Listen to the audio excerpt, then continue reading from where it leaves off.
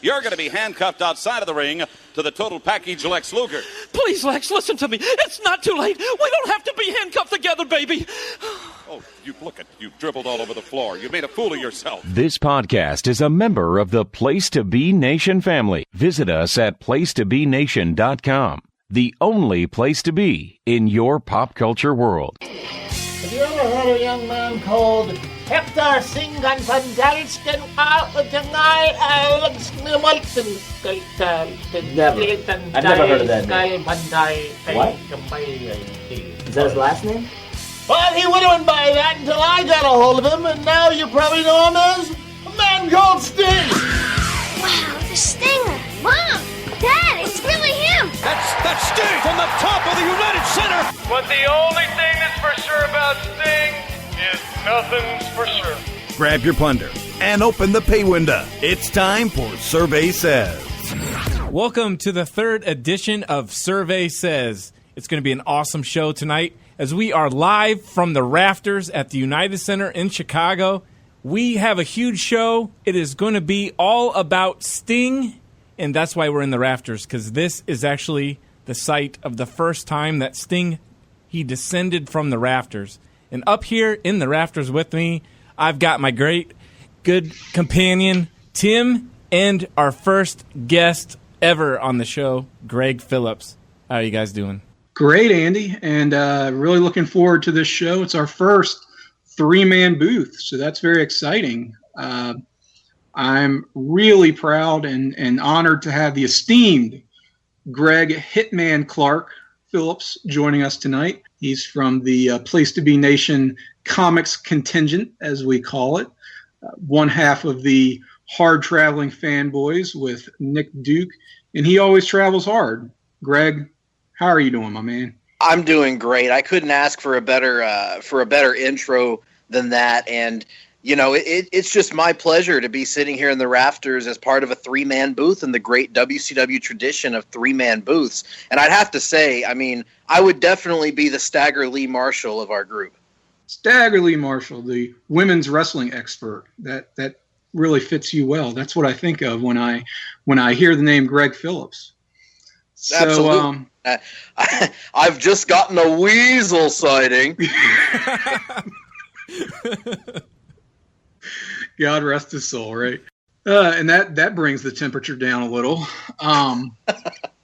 Now, this is the show that Place to Be Nation Svengali Supreme JT Rosero recently described as beautifully innocent.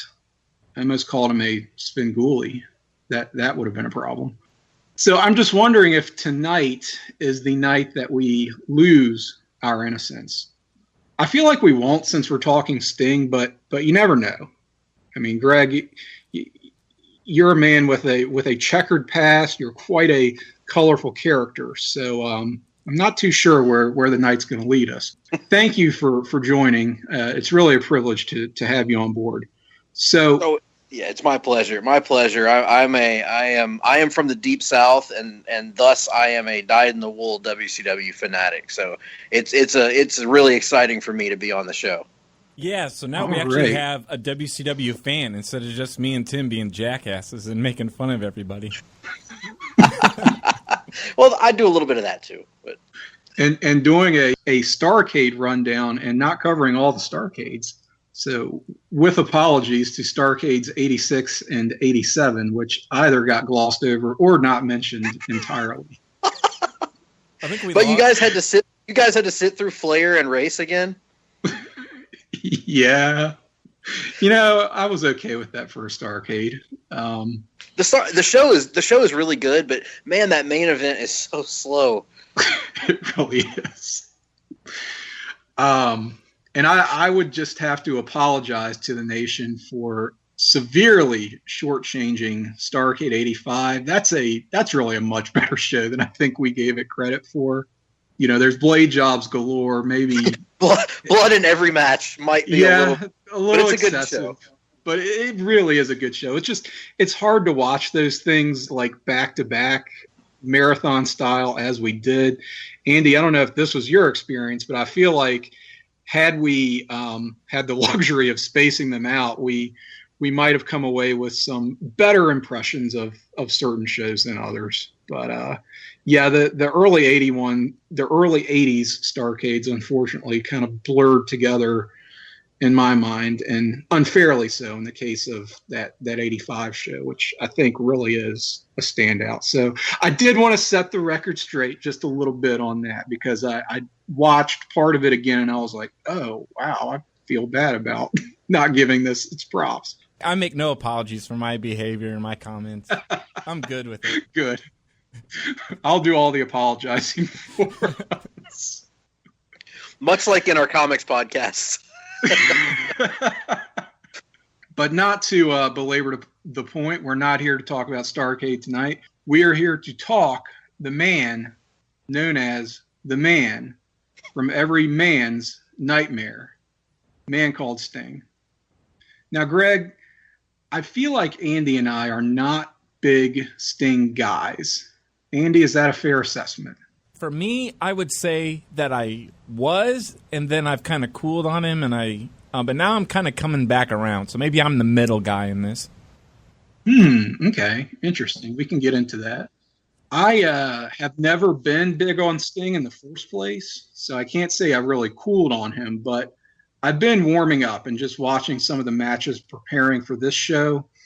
I feel like I'm going to be the maybe the devil's advocate and addressing any criticisms perhaps as we go through the career of Sting, some of the great memories and matches that he's had. But before we really delve into that, Greg, you being our first guest, we want to kind of get your WCW secret origin, if you will.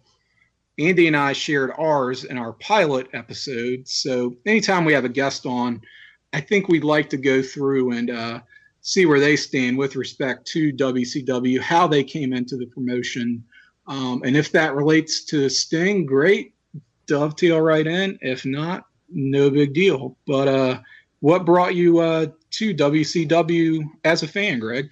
Well, I listened to the two of your secret origins about your WCW fandom, and I think what kind of makes mine a little bit different is that you two both kind of started out preferring the WWF, and WCW was kind of the not the foreign territory, but just kind of like this different thing that was not necessarily equal to. And for me, it was a little bit different because I grew up in South Alabama and South Florida, and down in this section of the country, the NWA was huge. I mean, that was, it was Florida, it was Georgia, it was the Carolinas. These were the territories that people around here just, died for, basically, lived and died for. And for me, I was born into kind of parents that both liked wreshling. So from my earliest memories of life are of, being in the living room watching Gordon Soley or watching Vince McMahon on the weekends. I watched both the WWF and the different NWA territories that we had.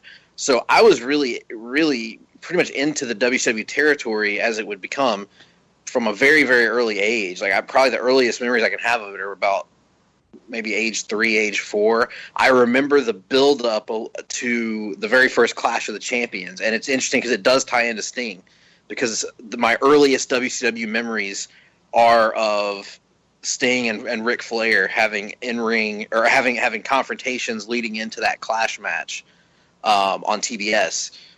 And the first time that I laid eyes on Sting, I don't remember what match it was or what promo it was, but I do vividly remember he was the wrestler that stood out to me more than anybody else when I was a little boy. Yeah, obviously, like every little boy at that time, I was a huge Hulk Hogan fan, but Sting to me even stood out for to a different level. It was the spiked hair, the face paint, the physique, just the kind of raw charisma that he always exuded. From pretty much age 4, I was like, that's my guy. Like, that is my guy. Like, Hulk Hogan's awesome. The Ultimate Warrior's cool, but that's my guy. Like, that's the dude I believe in. That's the superhero that I think can beat anybody. That was my ride or die, as they say. So, and it stayed like that pretty much for the rest of my wrestling fandom. I was a Sting fan from day one, and in later years, I cooled on Hulk Hogan. I cooled on the Ultimate Warrior. I discovered Bret Hart, who became my favorite wrestler. But through it all, I never lost my Sting fandom. There was never a time in his career where even when he went through his rough patches, like the Wolfpack days, I never stopped loving Sting. He was my dude. And I think for the people around here, my friends, the people I went to school with, Sting was almost all of our guy. He was just, for us, he was our Hulk Hogan. He was our superhero, our guy that if he came out on TV, on TBS on Saturday night, and he said the sky is red, we were going to believe him. He was that's how much we believed in him. Well, that's exactly what I was hoping for. Because it sounds like your first WCW memories, your first wrestling memories are really Sting memories. So that works out quite nicely for this program. I guess Andy and I ought to share our experiences with Sting as well, how we sort of first got exposed to him. So Andy, why don't you go first? Do you remember specifically either the first time you saw Sting or when he kind of initially registered for you as you were watching WCW, apart from just the origin stories that we've already shared? I can't remember exactly, but I want to say it was a videotape, and it actually might have been Beach Blast. It was 93, I think, the one with the tag team, the Masters of the Powerbomb. Yeah, because I really didn't know what WCW was, but I knew British Bulldog was on the cover, so I think that's why I grabbed that one. With the fantastic mini movie leading into that. I'm not sure exactly where I came in on Sting either. I was always kind of vaguely aware of him as a presence to the extent that I was aware of WCW, since my attention was mostly occupied by WWF. So it's not like I knew a lot of WCW guys, but I knew who Ric Flair was, and I pretty much knew who Sting was. I kind of just viewed him as the WCW version of Hulk Hogan, just that big, larger-than-life, colorful, charismatic national superstar that Hogan was. I sort of saw Sting as maybe not being on the same level, but only because I didn't perceive WCW as being on the same level as the WWF. But I knew who he was. I knew he was a big deal in WCW, but I didn't really see Sting matches until, really, I guess 1998, because my WCW proper intro was Starrcade 97. That was his big comeback. And 98 was not a tremendously stellar year for Sting in ring or behind the scenes. And that, I think, has maybe colored some of my opinion about the guy, and maybe unfairly so.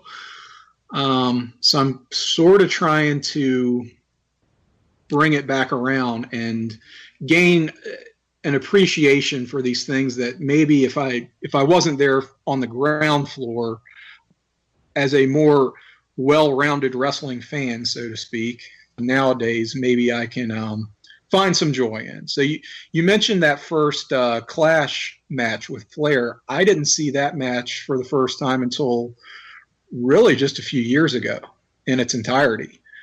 Maybe sounds blasphemous in some circles, but I do really, really, really love that match. I have to say, the first time I saw it and really sat down and watched the whole thing, I was like, oh, this is why Sting and Sting Flair as a rivalry was such a big deal.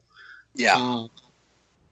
I think I'd certainly seen subsequent matches between the two of them, but they were kind of like the greatest hits version of that match. They were very compressed. They went through the same spots, but it was like a speed race version of it. So it was easy to take later matches that they had for granted, even though they were always pretty decent. I don't think anything. Their baseline was good. I mean, that was like that was the bottom line of their rivalry. Even that last match on the last Nitro was not bad for 2001 Ric Flair. Right. Where he didn't even want to take his shirt off. Take his shirt off. Felt so bad about his appearance. Poor Flair. Would you rate that as, for me, I have it in my top of Sting Flair matches. I think that is my favorite, and I don't think that's a controversial opinion by any stretch. No. But do you think there's a better Sting Flair encounter? It's hard to say better because that's always a special one because of what it represented, that it kicked off the rivalry. And it was 45-minute draw and all that good stuff. I think there are some that probably have a little bit more special memory for me. Great American Bash 90, where Sting won the title, is kind of to me an underrated match. I think a lot of people, because Sting was coming off an injury, he wasn't maybe quite as explosive as he was right before the injury. But I love that match and the just visceral crowd reaction, like from an emotional connection standpoint, that's the one for me, because I'll never forget like watching TBS and seeing them show the highlights and showing that Sting had won the match, because we couldn't watch pay-per-views in those days. And and I remember seeing the highlights and JR announcing, "Ladies and gentlemen, you have got to see this footage from this past week at the Great American Bash." And they cut to the footage, and when Sting does the roll-up thing, which to me was a novel spot at the time, the figure 4 reversal, and I was like, oh my God. And the pop when Sting won was amazing. And as far as actual work, I think their Clash of the Champions 94 match, the unification match, is really, really good and kind of sneaky good. A lot of people are mixed on that match, and I get it, because of the Sherry interference and other stuff, but I really dig that. I really dig that match a lot. And they had some other really good ones here, but those would be the three that stand out the most in my memory as being significant from a work perspective. Okay, Andy, where are you on Sting and Flair? While we're talking Flair matches, part of the, not to get off on a tangent, but I'm probably going to get off on a tangent here, so feel free to interrupt. Part of my argument, so to speak, coming into this episode, and Andy, you'll remember this, is I was kind of thinking about Sting and thinking great Sting matches, and I was like, well, you know what? Take away Ric Flair, take away Vader, take away Cactus Jack, take away Muda, and then I realized like he had a lot more really good opponents than I had ever, I think, considered. And I was like, I came up with 5 or 6 guys that if you took away those matches, what were you left with? And then I thought, maybe that's not the best standard to hold somebody to, because how many? Yeah, I mean, if you look at Vader and you take away Sting and Cactus Jack, what are you left with in America? I mean, yeah. And plus, how many great wrestlers really had that many different great opponents? In all honesty, there are the outliers. Yeah, there are the outliers like Shawn and maybe Savage. Flair could work a 3-star match with a broom, as they said, but I think they're really the outliers. But when you get right down to it, I mean, Austin didn't have that many great opponents. He had certainly tons, a plethora of great matches, but he kind of had a certain circle of guys that he worked with, that he clicked with really well, and that's to take nothing away from him as a performer. And I kind of realized that about Sting too, and maybe talked myself out of that argument. But Andy, again, just taking it back to Sting and Flair, do you have a favorite of that series, or are you maybe not as high on those matches as we are? Well, now you went on a big tangent, and I got a lot to say, but I'll just stick with the I'll stick with the Sting versus Flair, because that was the topic. And I really like the one that Greg mentioned from 94 where they unified the belts. But then there's one that kind of always stuck out in my mind as being kind of I don't know if it was really great, but it was one that was memorable to me. and it was Flair and Sting at World War III. Because I just remember Flair running around to the other rings, like backing away from him. That's a pay-per-view that's not held in high esteem, but it did produce some decent singles matches here and there. We'll have to take a look at that pay-per-view series at some point. That'd be a nice layup for us, I think. And that was the follow-up to Halloween Havoc 95, where Flair had once again, for about the 900th time, turned on Sting. And I think, I'm glad you mentioned that. I think that's my favorite Flair turn on Sting. It was a great turn. I mean, because they spent weeks hyping it, where Sting was like, I don't trust you. I don't trust you. It'll never happen. Nope, not going to happen. And then Flair kept allowing himself to be put in vulnerable situations. And Sting, the good guy that he is, the good-hearted person that he is, finally, his resolve cracks. And he says, all right, but if you screw me, if you swerve me, I'm going to get you. Or something like that, and damn it, he swerved him. Right. Yep. So, and I mean, they telegraphed it so much, but it still it worked. It's so great, and it of course led to the reformation of the Horsemen in a not my favorite version of the Horsemen, but I think a pretty strong, if short-lived, iteration. So. That rivalry between Flair and Sting, a lot of people they relate their wrestling fandom to Hogan versus Savage or to Austin versus Rock, and I get that. Those are great rivalries. But for me, a lot of my wrestling fandom can be traced to Flair and Sting. It was the first feud that I really – I mean, I remember some of the earlier Hogan feuds, like Hogan and Andre and stuff like that. But the first feud that I really felt like I had a personal stake in was Flair and Sting. And the fact that they feuded pretty much nonstop for – 13 years, 12 years in different iterations. They just off and on.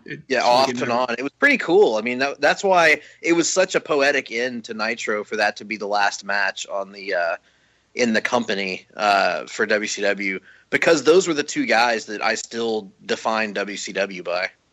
Yeah, it really just bookended that show. I mean, go start with Flair Sting, go out with Flair Sting. Yep. So it's really fitting. Come to think of it, didn't they start that show with an actual bookend from Booker T? I believe so, because he won the title back from Steiner, didn't he?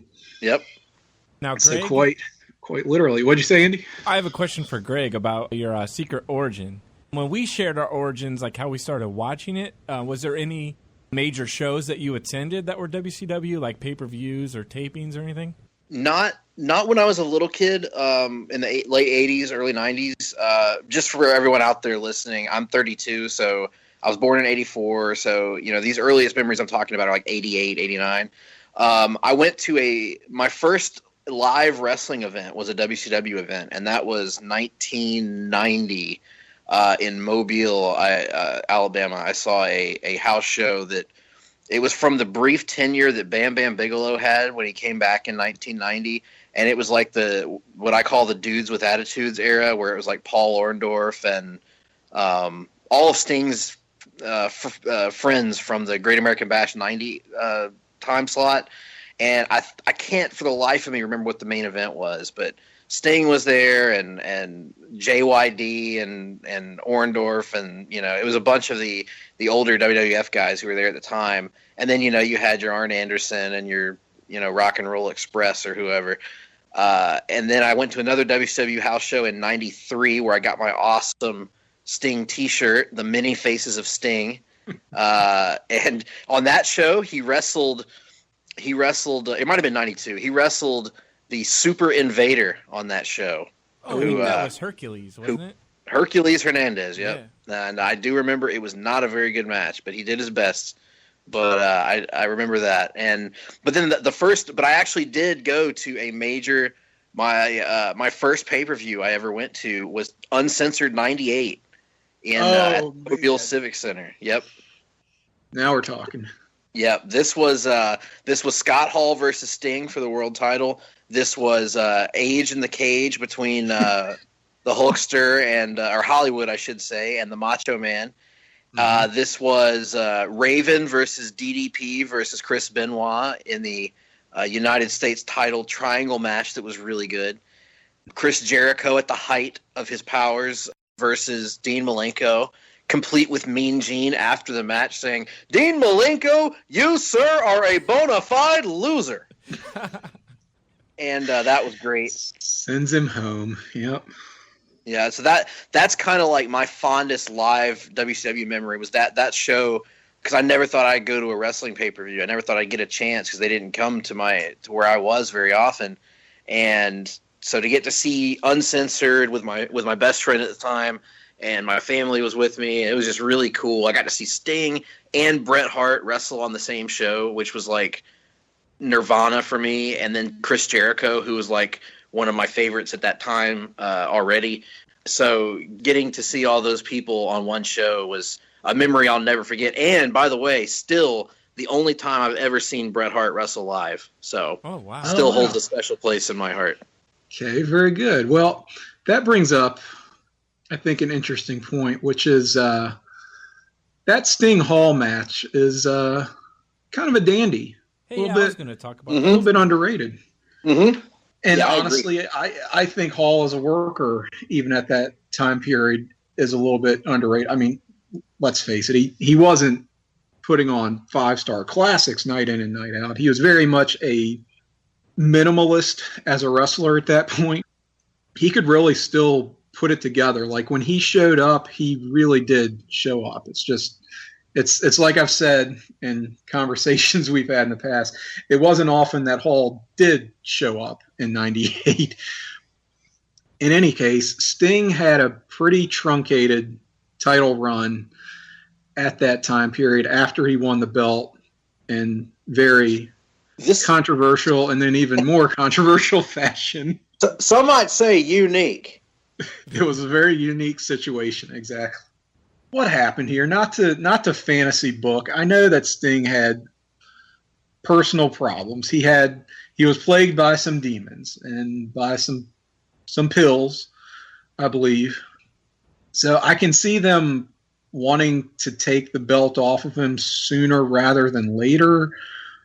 But to have him booked so weak and so poorly, it was like they put these political problems front and center. And that was really to the detriment of the product, I think. In a perfect world, what would a Sting title run circa 1998 look like to you? Well, I mean, just speaking from a kid who was, 14 at the time, or 13 going on 14, and at a middle school where everybody at that time preferred WCW to the WWF, everybody was a Sting fan, everybody wanted to see him beat Hogan.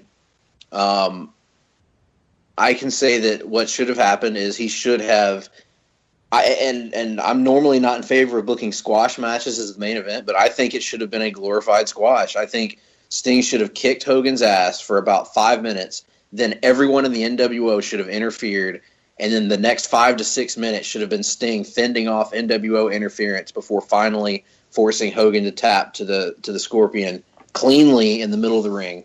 Then I think Sting should have had at least a 6-month title reign where he is booked as a superhero character, because that's what they had they had booked him for a year and a half as a vigilante superhero, Batman basically. And they needed to book the Crow, yeah. They needed to book him like the Crow or like Batman, where he was a guy who the bad guys were going to get their asses kicked when he showed up. And it's not like it's never been done. I mean, WWF booked Austin pretty much the way that WCW should have booked Sting, where Austin pretty much kicked the hell out of whoever he fought, even if the guy he fought was way bigger than him, like The Undertaker.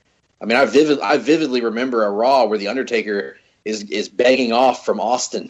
That's how strong they booked him. So WCW really should have been ahead of that, and they should have been booking Sting as an intimidator and a presence that was, there to defend WCW against its oppressors.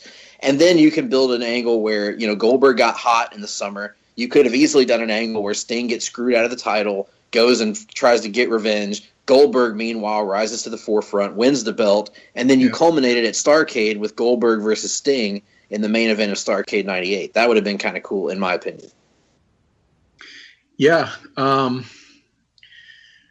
don't even have an issue with Hogan and Sting having a competitive match at Starrcade.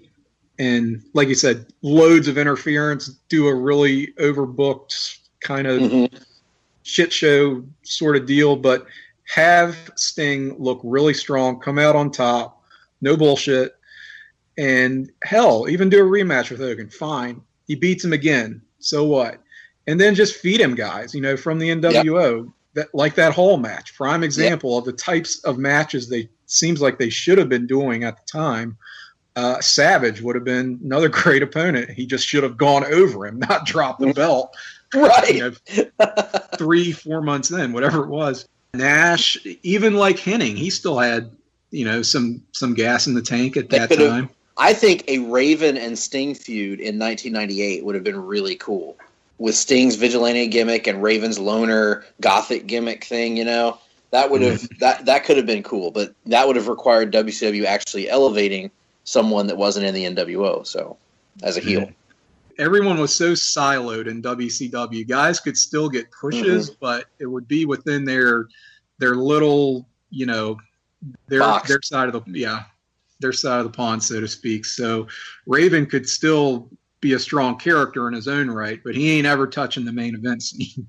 So. Well, and you mentioned real quick on Raven. It's surprising when you go back and you look at how little was done with Raven when he was at his hottest. But the other thing I was going to say is, speaking of Raven, you mentioned earlier that Sting had demons, he had pill problems at the time. It was WCW who didn't. Yeah. I mean, Kevin Nash brags about how many pills they were taking back then. Hall was wasted out of his mind. Raven was wasted. Pretty much everyone in the company, except it seemed like DDP. Everybody else was pretty much, you know, I don't know, sleeping with someone's wife or popping steroids or consuming so much alcohol that they were developing they were developing the unfortunate beer/steroid gut. So.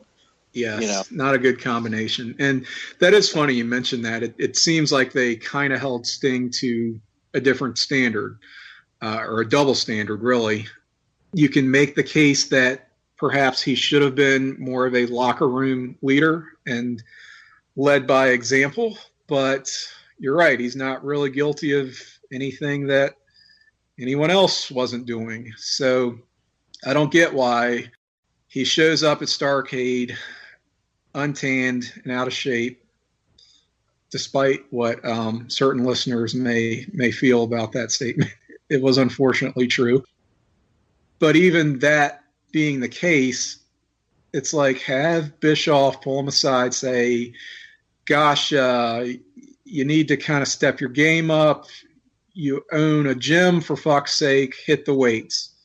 And that could have been the end of it. You know, you still put him over strong. You don't let those kind of issues bleed over into the televised product. All it would have taken is, you know, step it up, get it together, and we're going to put the belt on you because that's the story, that's the right thing to do, that's what makes sense. But now that you're back, really be back. And I don't know if that conversation ever took place. I don't know that it would have made a difference if it had taken place, but there are some issues that I think could have been addressed before you go into the biggest world title match you've ever promoted with the return of a guy who's been on a 14-month layoff.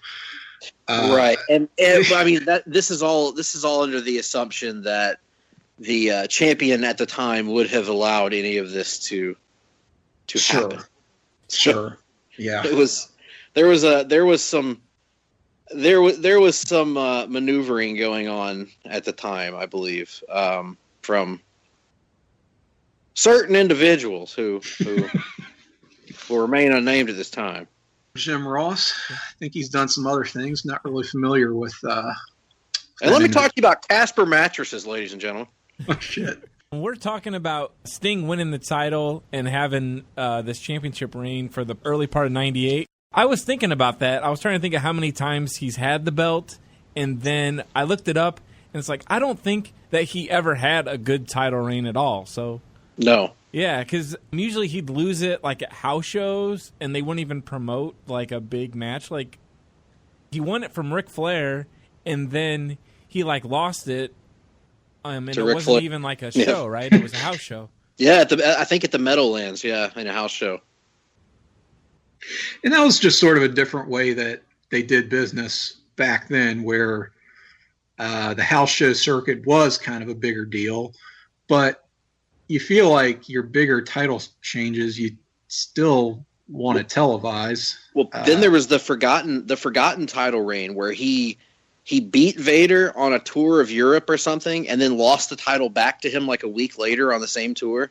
It's kind of like the forgotten world title reign in Sting's career, but that was, again, all of that was untelevised. And that was in '93 when WCW really should have known better. And it's one of the many reasons why '93 is not a favorite year of mine in Turnerville. But he had when he won the title he had the WCW International World Heavyweight title. That have been that sadly might have been his best title. Might have been his best title reign, unfortunately. Then there was also the weird habit that Bill Watts had of having his champions have non-title matches on pay-per-view. Like, Sting and Cactus Jack had this awesome match at Beach Blast '92 when Sting was the champion, and it was non-title because, that's a thing that you do. That's right. Yeah. That's unfortunate. You'd mentioned getting a Many Faces of Sting shirt in 1992, was it? I think it was 92, yeah. Maybe 93. Did Sting have that many faces by 1992? Well, it was the different kinds of the different face paint designs that he would have. So, like, you had like the American flag one from Great American Bash. You had the black and white kind of like OG Sting from the late '80s. You had the various different color combinations basically, and the shirt was just, it was a hideous shirt. It was like it was like Sting's face in like 3 rows and 3 columns with different types of face paint on. And it said the Many Faces of Sting on it. But it was cool to me because I always loved how he would like vary up his face paint in ways that I kind of felt like the Road Warriors and the Ultimate Warrior didn't all the time. I think he's a guy who does his own face paint.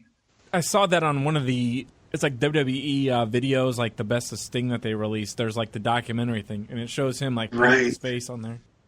Wasn't he doing it like in a bathroom stall, and he just had the paint like kind of...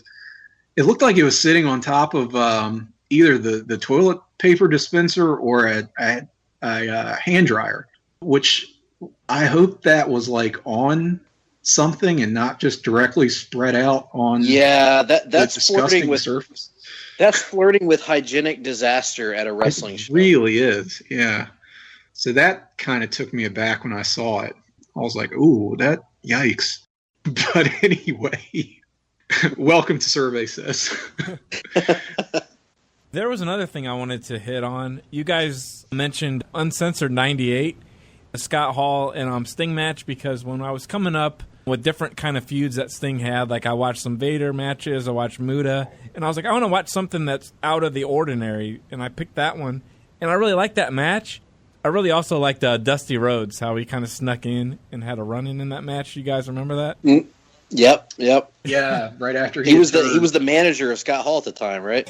Yeah, he kind of creeped in, did this real slow creep in, and then did like an elbow drop behind the referee's back.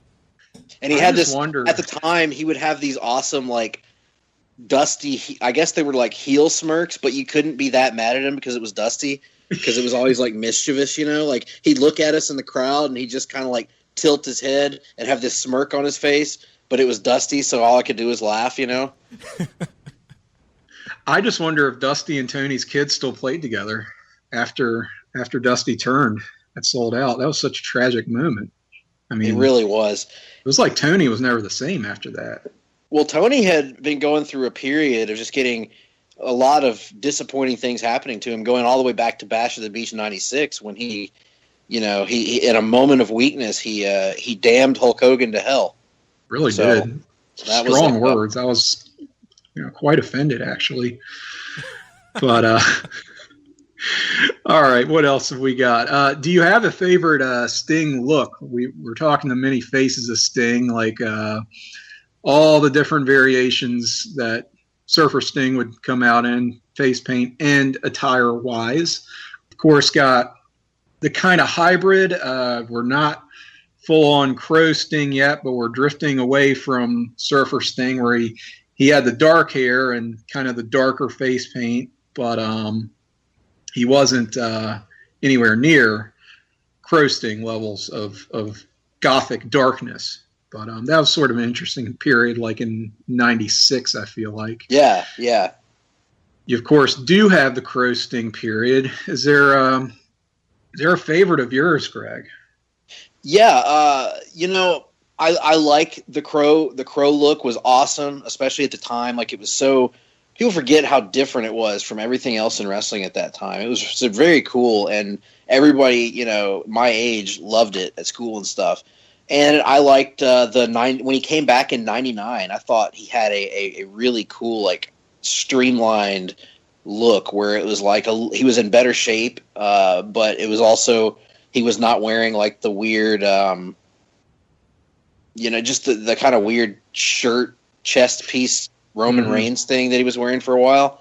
But my favorite look of Sting would have to be like the early '90s Sting, like starting around Great American Bash '90. And going through about 1994 or 5, I love like all of those Stings. Like, probably my favorite all time was the Great American Bash with the American flag, face paint, and the jacket and all that stuff. But I still am to this day. I just think that Sgt. Pepper jacket look was awesome. Yeah. The bright multicolors. I don't really like his late '80s look, like the basic face paint, the black and white face paint with like the really basic tights. I liked it when he had the more intricately designed tights, the really intricate face paint, and the Sgt. Pepper jacket. So that's probably my favorite era of Sting in general, and the look, because again, he just looked like a superhero. He looked like someone you'd read in a comic book, which is kind of what drew me to him in the first place. And that stylized scorpion running down the pant leg. It's always it's always a highlight. Yeah, something about that when he came back in '99. Oh man, Andy, what was up with those boots? Well, you can tell it better because at first when I saw it on TV, I thought his boots were supposed to be white like that, but you said it was something else. So allegedly, Sting's boots were falling apart, literally just falling apart. And he would just tape them up as a stopgap measure. Why he used what appeared to be white masking tape, I'm not too sure. But that was sort of bizarre for it going on as long as it did. He eventually did get a new pair of boots, I guess. But for a brief period there, like when he won the title from DDP on Nitro shortly after Spring Stampede, that I don't know if that was the first time I saw that, but it was right around that time where the boots were falling apart and he had that just goofy. It was almost like his boots were in a cast. Dude, I learned something because I've always thought those were just white boots he was wearing. Yeah. No, apparently they were taped up. I mean, I could be wrong, but that's the story I heard. Was somebody asked him about it, and he said, "Yeah, they're taped." Maybe he was ribbing them. I don't know. Oh man, that's crazy, man. That's just like that's like a classic wrestler being a cheapskate story. Like, it really is. And of course, you got the NWO red and black lobster Sting, as you referred to him earlier. That was some garbage shit. I hated that look. I hated that character. I hated everything about that. The storyline made no sense. No, it didn't. I just okay. So they're supposed to be the good version of the NWO. It's still Kevin Nash. It's still Scott Hall at the time. It's Kurt Hennig and Rick Rude. What the hell? Rick Rude. They had still spent the last year and a half beating Sting down at every opportunity they had and trying to ruin his reputation. Literally, they were just as responsible as Hogan was for the fake Sting fiasco. Like, seriously. Like, why would he have ever... Like, I was okay with Lex Luger joining them before I was okay with Sting joining them. Yeah, like, I mean, I didn't even like that, but Lex didn't really have as defined a character as Sting did. No, Sting's character was, I hate the NWO. They are my arch nemesis. I am here to destroy the NWO. And instead he decides, you know what? It would be cool to start making noises again and hanging out with my old buddies. And I mean, I think people forget that although Hall would split off from the group and he went heel on Nash, which didn't make a whole lot of sense, but whatever. But Kurt Hennig and Rick Rude were right there at the time too. They didn't last long with the Wolfpack either. But it was just like this. No, why? They're not good guys just because they're wearing different colored T-shirts now. But that's how they were booked. And what was the end game of the Wolfpack anyway? What were they trying to do? They hated Hogan. Okay, fine. So they break off and they're the Splinter Group, but they're too small and don't really have enough pull because Bischoff's not there pulling the strings anymore. So what are they trying to accomplish even? What was even the point? It was just... The point was to make as many then contemporary hip-hop references as possible in promo segments. So the point was to show the world that they indeed were bowdy and rowdy. Well, yeah, to give Conan a rap career, huh? Well, on that Sting video, the WWE release one, it had matches kind of interspersed with Sting talking and other people talking about him. And on that video, he does talk about the Black and Red Wolfpack. And Greg actually said, hey, now I get to hang out with my buddies and make noise. And that's pretty much what he said. He said he liked doing that because as the Black and White, he didn't really talk and he didn't get to interact with the fans. And this way, he said he got to kind of, be the happy Sting again. And I get that. And I think there's actually a valid point there because Sting as the vigilante was always like... The what? I'm sorry. I don't mean to use WWE branding. Sting as the Crow was always kind of trying to force him into a role that hid his natural talent. Sting's greatest talents as a wrestler were his just in-ring charisma, his weird energy that he had, and his selling also. And his character, A, didn't need to be selling that much, and B, couldn't go around and pound his chest and slap hands with the fans. And Sting just always had a connection with people. And so I get that, but the NWO Wolfpack was not the way to do it. Like, when he came back in 99, that was the way to do it. Like, It's Showtime Sting and all that, because he still had the cool look of the updated look of the Crow and all that. But he was able to go out and slap hands with the fans again and, like, do the woo, the woo that I liked, the good guy woo. And, it was just a better time for him at that time. I don't think the answer was like looking like a lobster and, hanging out with Conan. Right. It's funny now that I think about it, on paper, the very concept of Crow Sting, where we're going to turn this guy into this brooding, silent loner, sounds like the worst possible thing you can do to Steve Borden. Because like you said, it really takes away all of his natural assets and that charisma, that connection with the fans. But it just worked so well. It worked. Yeah, it really did. It's funny. The case can be made that where do you go from there after he has gotten a big win? So he wins the title. he's gained a measure of redemption. He's sort of maybe rediscovering his faith in humanity. Was sort of a direction it seemed like they were hinting at the time. But it was like all of a sudden he's palling around with Luger again. He's doing, kind of main event tag matches again. But it was like he never had the big reconciliation that I think they needed to in order to connect those dots. Because so much of that was, he broke from tradition. He broke from the allies that he had been associated with up to that point in his career in late 96, and took to the rafters and didn't trust anybody. And all of a sudden it was like, okay, I won the title. Everything's cool now. But they're still trying to hang on to that drop from the rafters, dark charisma. And like he said, it maybe had worn out its welcome by then. And it was time to not go back to Surfer Sting, of course. That would have been way too regressive. But right. 99 is where they found the sweet spot. I would agree. Yeah, I think the whole Sting character was predicated on the NWO having an ending.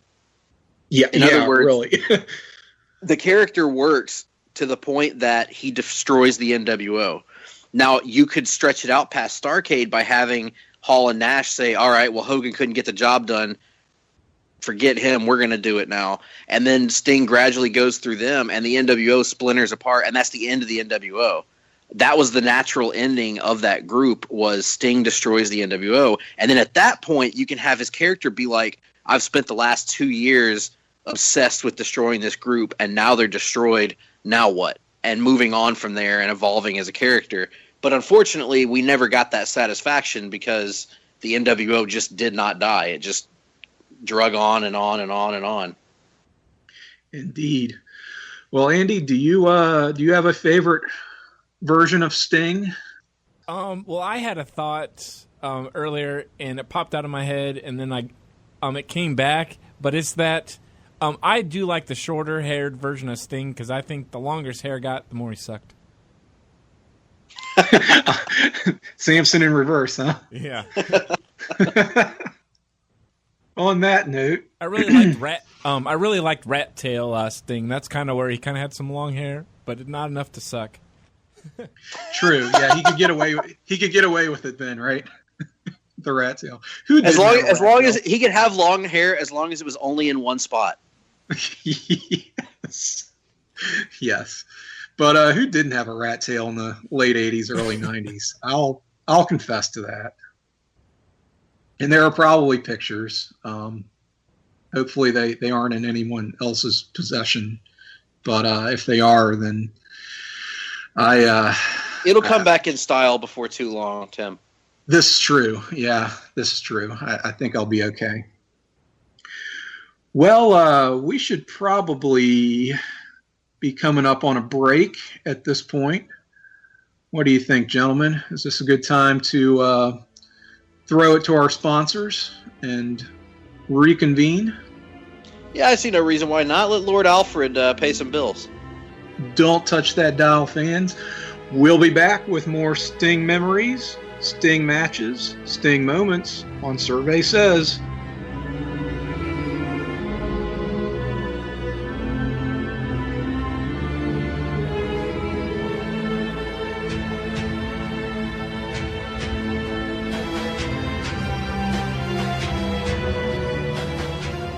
Promotional consideration paid for by the following.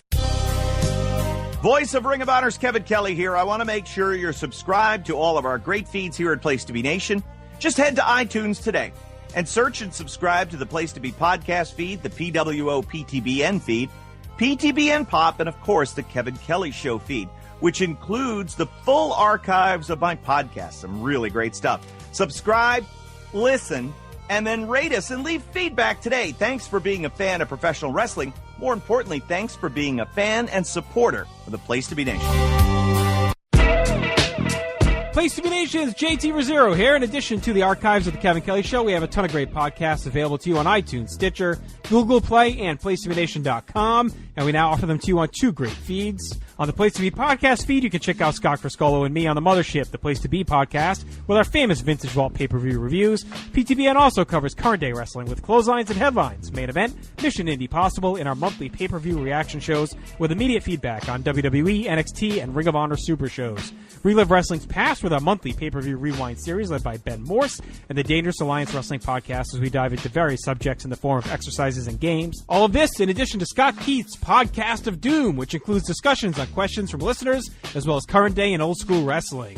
We also have sports covered too with the Sports Lounge, the TJ McClune Show, and NBA Team Podcast. On our brand new PTB Pop podcast feed, we offer great shows such as the Glenn Butler Podcast Hour Spectacular, Rank and File, Lucha Undead, as well as a veritable podcast heaven for comics fans with the Hard Traveling Fanboys, Sellers Points, Todd Weber's Conversation, and Imaginary Stories. Subscribe to both feeds on iTunes and be sure to rate and leave feedback as well. All of these shows are available on PlayStation.com, where we cover pro wrestling, sports, movies, comics, plus tournaments and more. Be sure to check out the right-hand side of the site for details on how to support the site when you shop at Amazon and download our free Place to Be Vintage Vault Refresh ebooks. We also want to thank our friends at Bonehead's Wing Bar in West Warwick, Rhode Island, and Fall River, Massachusetts, and Scott Keith's blog of Doom. Be sure to follow us on Facebook, Twitter, Instagram, and Tumblr as well. PlaceToBeNation.com, the only place to be in your pop culture world.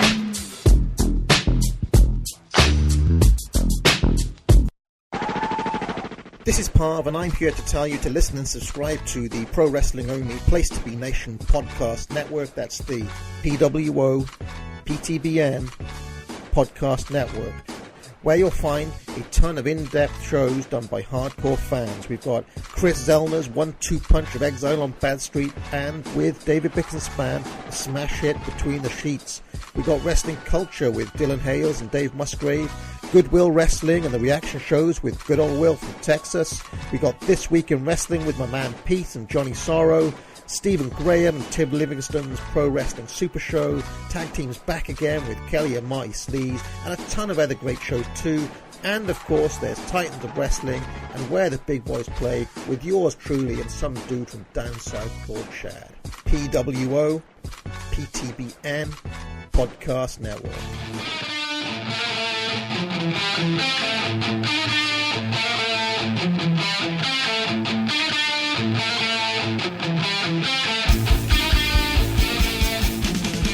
We're back on Survey Says from the rafters at the United Center in Chicago, Illinois. It is Andy Savage along with Tim and Greg, and we're still talking about the man they call Sting. To continue our discussion of Sting and his greatest feuds, what about the time he teamed up with the Giant and they were wacky tag team partners? Yeah, in 98, they were the tag team champions. And then Giant went NWO Hollywood, defended the belts against the Outsiders at Slamboree, right, in 98. Mm-hmm. I believe had the Giant already... He hadn't turned at that point, but that's when Scott Hall turned on Nash in that match. No, the Giant actually was a heel because he had went Hollywood, I think, the week before. So he had already turned going into that match. Why did they team up in the first place? That's I can't remember. Well, they were already, when both of them were faces, that's when they won the belts, I believe. No, they won. No, they won them in that match, didn't they? Yeah. They kind of teamed when they were both faces, before the whole NWO split. Then it is bizarre the way they booked that match. So Giant had already turned. Hall turned on Nash in the match. So Sting and Giant won. They had the belts, and that's right, because Giant told Sting he had to make a choice. Whether he was staying WCW or he was coming with him over to NWO Hollywood. And Sting responded by, you remember the reveal where he shows that he has the NWO black and white shirt on, and it's like, oh no, Sting's going heel. He takes the shirt off in dramatic fashion to reveal the red and black, and then body slams the Giant. And I think the idea was, and it probably worked for the live audience, the idea was, cool, he's with the good NWO. But my reaction when I was watching it was, this doesn't make any damn sense. They're ruining Sting. Yeah, that was kind of mine too. Even being as lukewarm on Sting as I was like, for his character, this is stupid. And I thought the whole Wolfpack thing was stupid, frankly. But we've already covered that. And then, so at Great American Bash, that's where they have the singles match for control of the tag team titles, right? Again, cigarette smoking giant, right? Versus oh my God, yeah. That's why I wanted to bring that up, because I remember that our buddy Brock, I think he used that as his avatar on LiveJournal, the cigarette smoking giant. Yeah, the old Cruise World Order, the late Cruise World Order. Yeah, that was some excellent character work for the Giant. I wonder how much of that was legit and how much was just, played up for the camera. According to the Big Show, he says that who for those who don't know, the Big Show is the Giant. Oh, okay. Yeah. So, yeah, I know. I was shocked to find out too. When you said Big Show, I'm thinking, which was that a WCW pay-per-view? What's a Big Show? Yeah, well, apparently it's a modern day professional wrestler, and he did what is known as a shoot interview, and in it he said that he was actually, in typical WCW fashion, he was actually smoking a cigarette backstage, and Eric Bischoff told him, "Hey, you're supposed to be going out for a match," and he said, "Really?" And Bischoff said, "Yes," and so he started walking to the ring and forgot he had the cigarette in his mouth. Oh my God. And then they just decided to make it part of his deal. That's how he became the smoking giant. Yep. And that's also when he really started putting on weight. Yeah. Which I'm not like trying to fat shame him or whatever. No, it's just the Big Show certainly has that reputation for slimming down, and as soon as he gets back on the road, it's just hell for him. He starts packing on the pounds again, and eventually it's like a cyclical thing, it seems like, where he has to just slow down, get off the road, get healthy, but as soon as he goes back to that lifestyle, it's just a matter of time, unfortunately, because he'd been in good shape. Oh yeah. As I described, I think on our pilot, downright svelte at the time. Yeah, he was a regular Zack Sabre Jr. Emaciated, in fact. He was doing missile drop kicks and whatnot. He, and in 1996, in fact, he was in such phenomenal shape that I would argue that he had one of the better rookie years in WCW history.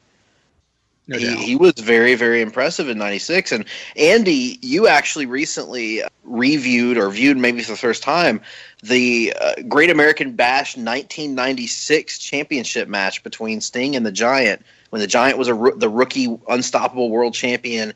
Sting was in the dark hair but still Surfer Sting phase. What did you make of that match? I think I'd watched that way back years ago. I guess I couldn't remember if it was good or not. So, yeah, I watched that match, and I'd say it was really good. He was really fired up against the Giant. It kind of leads into something that I have always thought about Sting, is that he is one of the best. First of all, he's one of the best baby faces to me of all time in terms of just understanding timing and stuff like that. But he was at his best working against big guys for whatever reason. And Sting was a pretty big guy, about 6'3", 6'4", about 250. But he worked so well against big guys. And with the Giant, I thought that Sting, more so than most of the other guys on the roster, maybe other than Flair, understood how to accentuate the Giant's strengths and make him look like a killer, like a beast. But Sting himself could give it back. Like you said, Andy, he was so fired up as a babyface. He had the best babyface fire to this day of anybody I've ever seen, in terms of the ability to fire up out of the corner and make his comeback, or to me, when Sting executed the slam on the Giant, it was such a cool moment. They built the story for so long in the match. And it was just wrestling psychology 101. And not he like made it look easy too when he slammed someone of that size. People don't, I think, realize what a strong motherfucker Sting is, where, you know, one of the centerpieces to a lot of his matches, not guys the size of Giant, but still big dudes like Barry Windham big, would be, you know, the full-on body press. Mm-hmm. And it is extremely difficult to press a human being over your head, no matter what they weigh. And he would do that with ease to lots of guys who are his size or even bigger. And that just it's a spot that stands out to me as always being really impressive. But I mean, for Sting to just be able to do that on a consistent basis and still bump like he does, and move as well as he does is really a credit to him. Yeah, and I always loved, he did one of my favorite stagger sells of any wrestler. In other words, that sell that he would do where he would take maybe it was a punch to the face, maybe it was an elbow, maybe it was a big boot, and he would like fly across the ring but stay on his feet, but kind of like maybe staggered to one knee and then wobble back to his feet and kind of come back. Like, he really sold very, very well and understood when it was time to fire up and be the Superman. But he sold to a degree that made his opponents look great and that built an easily digestible story for his matches. Like, I think one of the reasons kids always loved Sting, looking back on it, myself included, is it was very easy to follow the story of his matches because he was so good at the basic stuff, like knowing exactly when to do what it was he was going to do. And part of that was having great opponents, true, but part of that was also just a natural, instinctual babyface charisma that I think is really rare in wrestling. And in that Giant match that Andy was mentioning, I think that was a really good example of that. And I think that at that time in WCW, Sting was kind of, I don't want to say he was getting lost in the shuffle necessarily, but he was not getting pushed to the moon certainly anymore. And it was just a great reminder that this dude was capable of going out there and tearing the house down in the right circumstances. Yeah, because there are two points that I wanted to make about these Giant matches, and they kind of shared some spots in both the 96 and 98 matches.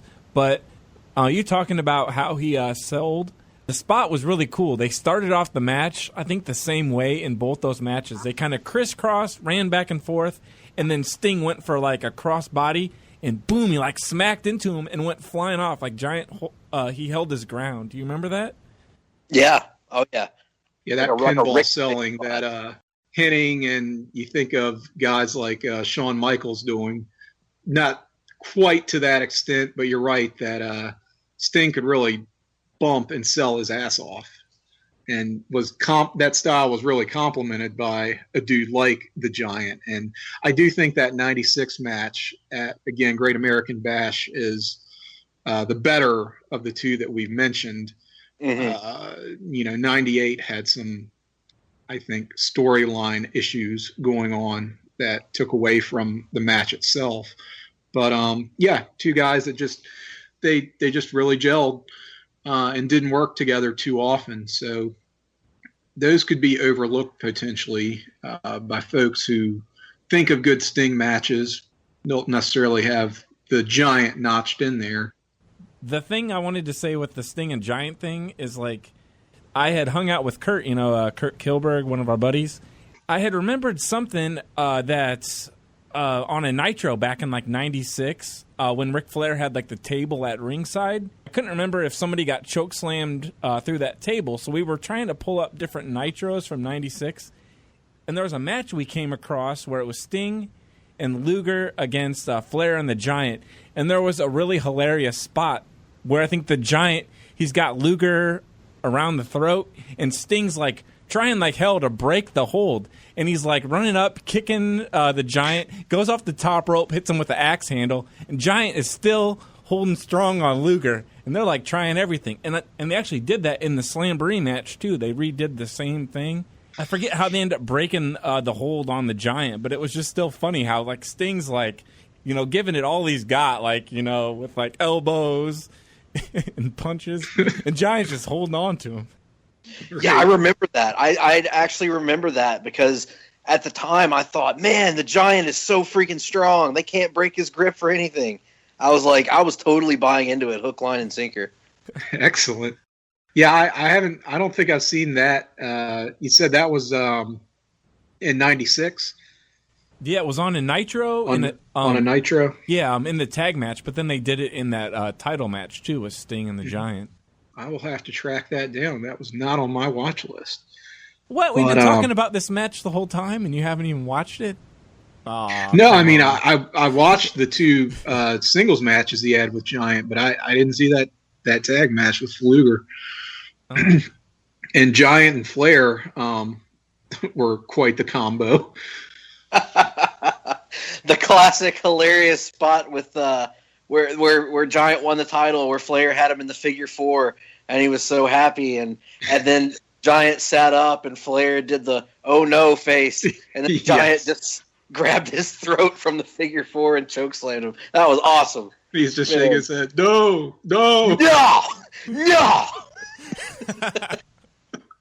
God! Oh shit! So we ready to talk some Sting Vader at this point? I've been itching to get into these matches and this feud. The man called Sting versus the man they call Vader. Oh my God! All right, so straight up, I'll ask both you guys this question. Greg, which is your favorite of the Sting Vader matches? If there's one that is just head and shoulders ahead of the pack for you, does one stand out more than others? Because they're all just tremendous in their own way. Yeah, every one of them. Okay, I will give you the one that I remember the most, the one that I always think back to the most, which is just speaks to it's weird because I always look at it as like the death of Superman in wrestling, which was Great American Bash '92.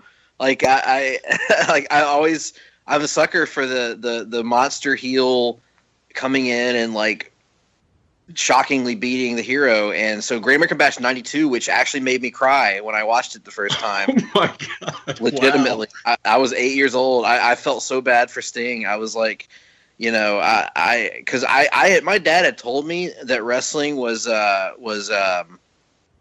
were not really hurting each other and everything. But I watched that match and I was like, and honestly, what I know now about Vader is probably true. I was like, he really looks like he's hurting Sting. And right. Sting lost the title, and I was so disappointed, and I cried, and so I always think back to that one. But their best match, in my opinion, King of Cable Finals for sure. Okay. Starrcade '92. I think that match is. I wouldn't change a thing about it. I think it's perfect. Starrcade '92, my favorite pay-per-view. Far from it, actually. Yeah, the show sucked. Yeah, that match was. I love that match. Like I think that was the first time he did the German suplex on Vader, which at the time when I watched the VHS tape when I was a kid, I was like jumping out of my seat at that. I was like just flabbergasted. I had no idea that Scott Steiner had done a German suplex to Vader in Japan on multiple occasions. To me, that was like a first. So, right. Andy, do you have a favorite? The one that's my favorite, I could probably talk about it all night long, and I'll try to keep it kind of short, but I'm going to throw another shout-out to Kurt Kilberg because he kind of rescued me in 2006, because that was when I had an all-time low in WWE. I really wasn't paying attention anymore, and so I started tape trading with him, and I got a whole bunch of early 90s WCW that I had not seen before, so it was almost like a whole new world, and... So the match that is my favorite Sting Vader match, it's probably my favorite WCW match ever, and maybe in my top 5 all time. It is Sting versus Vader, the White Castle of Fear. I just love the heck out of that match, and it really is like I tried to come up with a way to describe it like at work today. Like I didn't want to just say that I love this match. Here's the way that I came up to describe it. It's like they have chicken soup for the soul, Well, I've got White Castle for the soul.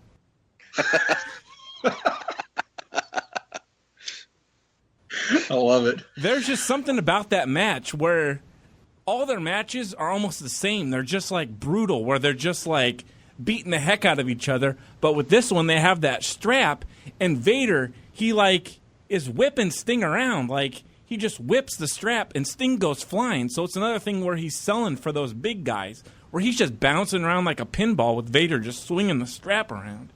I think they're both like bloody in that match, and Vader's like masks off, and I don't know. It's crazy. Have you ever heard Sting talk about that rivalry much? I've heard Vader talk about it. I think I've heard Sting talk about it a little bit, but I'm glad you brought that up because I'm reminded of something that Vader actually said about their feud and that match in particular. But go ahead with what you're going to say about Sting. Yeah. The first time I ever remember Sting talking about that rivalry with Vader was on a WCW VHS release in '99 that was called like Sting Unmasked or something, which was strange because he never wore a mask, but they called it that anyway. And anyway, it was kind of like him without his face paint on, just kind of talking like candidly about his career. And it was kind of like semi-kayfabe, kind of not, but he was talking about the Vader rivalry, and the guy, whoever was doing the interview, asked him about Vader. And, you know, Sting's the nicest guy in wrestling notoriously and all that. And so he was like, oh, you know, he's a great guy. He's a great opponent and all that. But he's like, I got to be honest, when he first came in, he was a little wild. He was a little reckless. I had to tame him a little bit. But once I gave it back to him, you know, we had a mutual respect for each other. And in recent years, he's talked in some interviews about how basically Vader beat the shit out of him the very first time they wrestled. And Sting was like, okay, like, you know, don't do that again. And then Vader was like doing it again. And so Sting just started beating him back, and they gained like a mutual respect for each other that like, okay, this is how our matches are going to be. We're just going to legitimately strike one another about the head and neck area for as long as we can. That's exactly what Vader said pretty much he and Sting both were on one of those, what is it, Table for Three on the network? Table for Three, that's right, yeah. Yeah, and they were talking about some of their matches, and Vader's so funny because when you see him in interviews where he's not playing the character and he's not, you know, kayfabing it, he's a very soft-spoken guy to the point that you kind of have to lean in to even hear him. And just seems like a mild-mannered person in his personal life, which I guess he saved that for his matches where he would just really turn it on in the ring. But he talked about the strap match, and he was like, you know, Sting, you beat me mercilessly. It hurt. I mean, it really hurt. And Sting's response was basically, dude. I mean, he just sort of looked at him like, are you kidding? And I mean, supposedly, from Vader's perspective, he's explained it as that's just kind of the only way he knows how to work. Was I don't know how to make it look like I'm hurting someone without really actually punching them in the face, so I'm just going to full on punch him in the face. Bret Hart just had an aneurysm.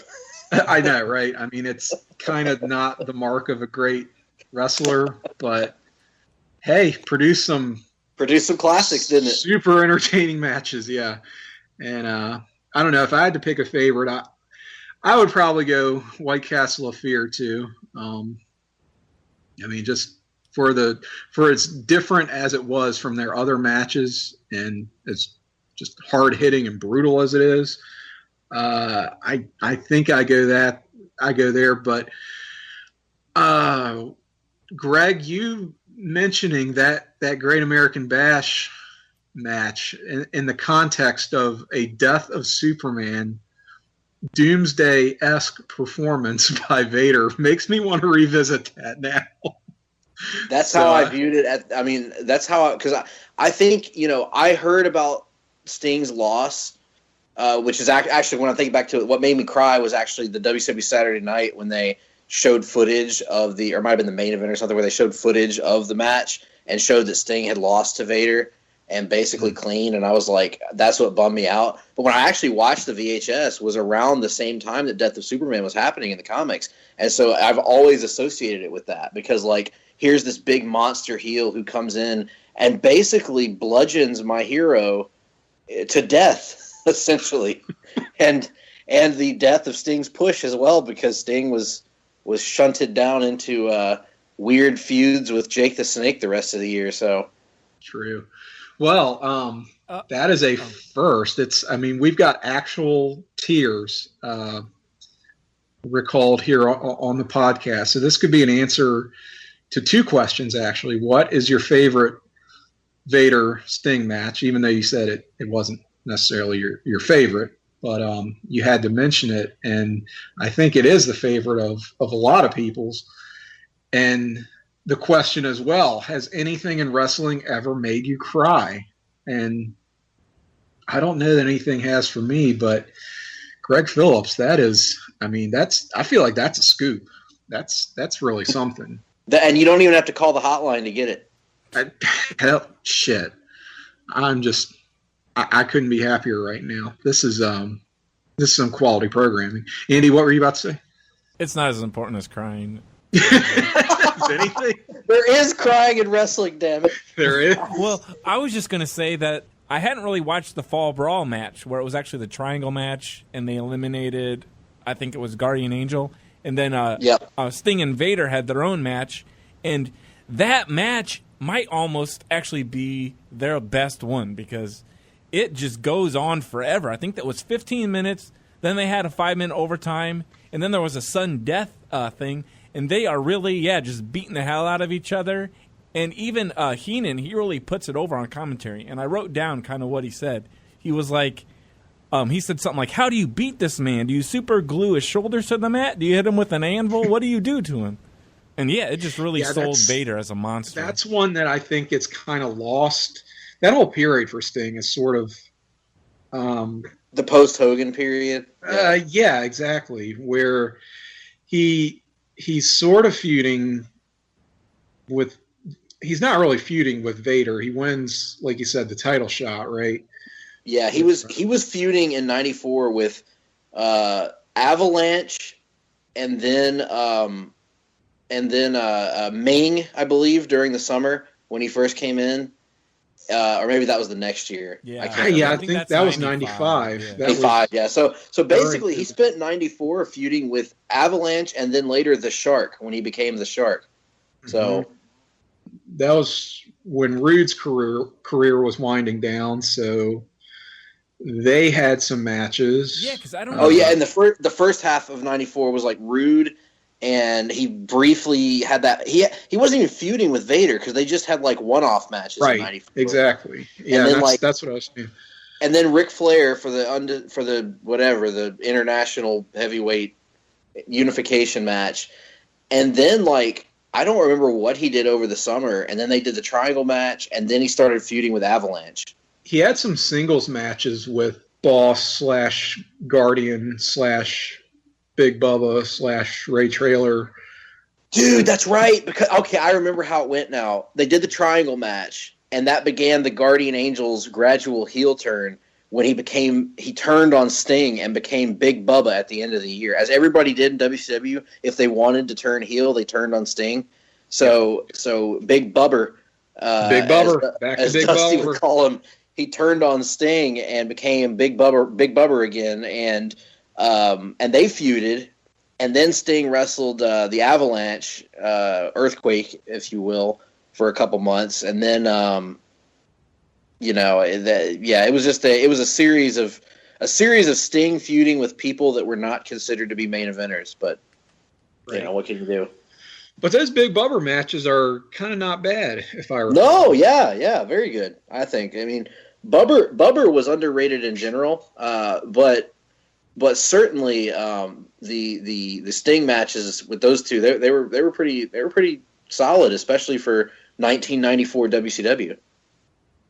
I think we've kind of charted the major feuds here, but I kind of want to get into as well are any hidden gems, just maybe one-off matches or something that you feel like hasn't been well documented over the years, or maybe has gone overlooked. I know we've talked about a few here and there. I've got one in mind, actually, and I'll go ahead and throw it out there, actually.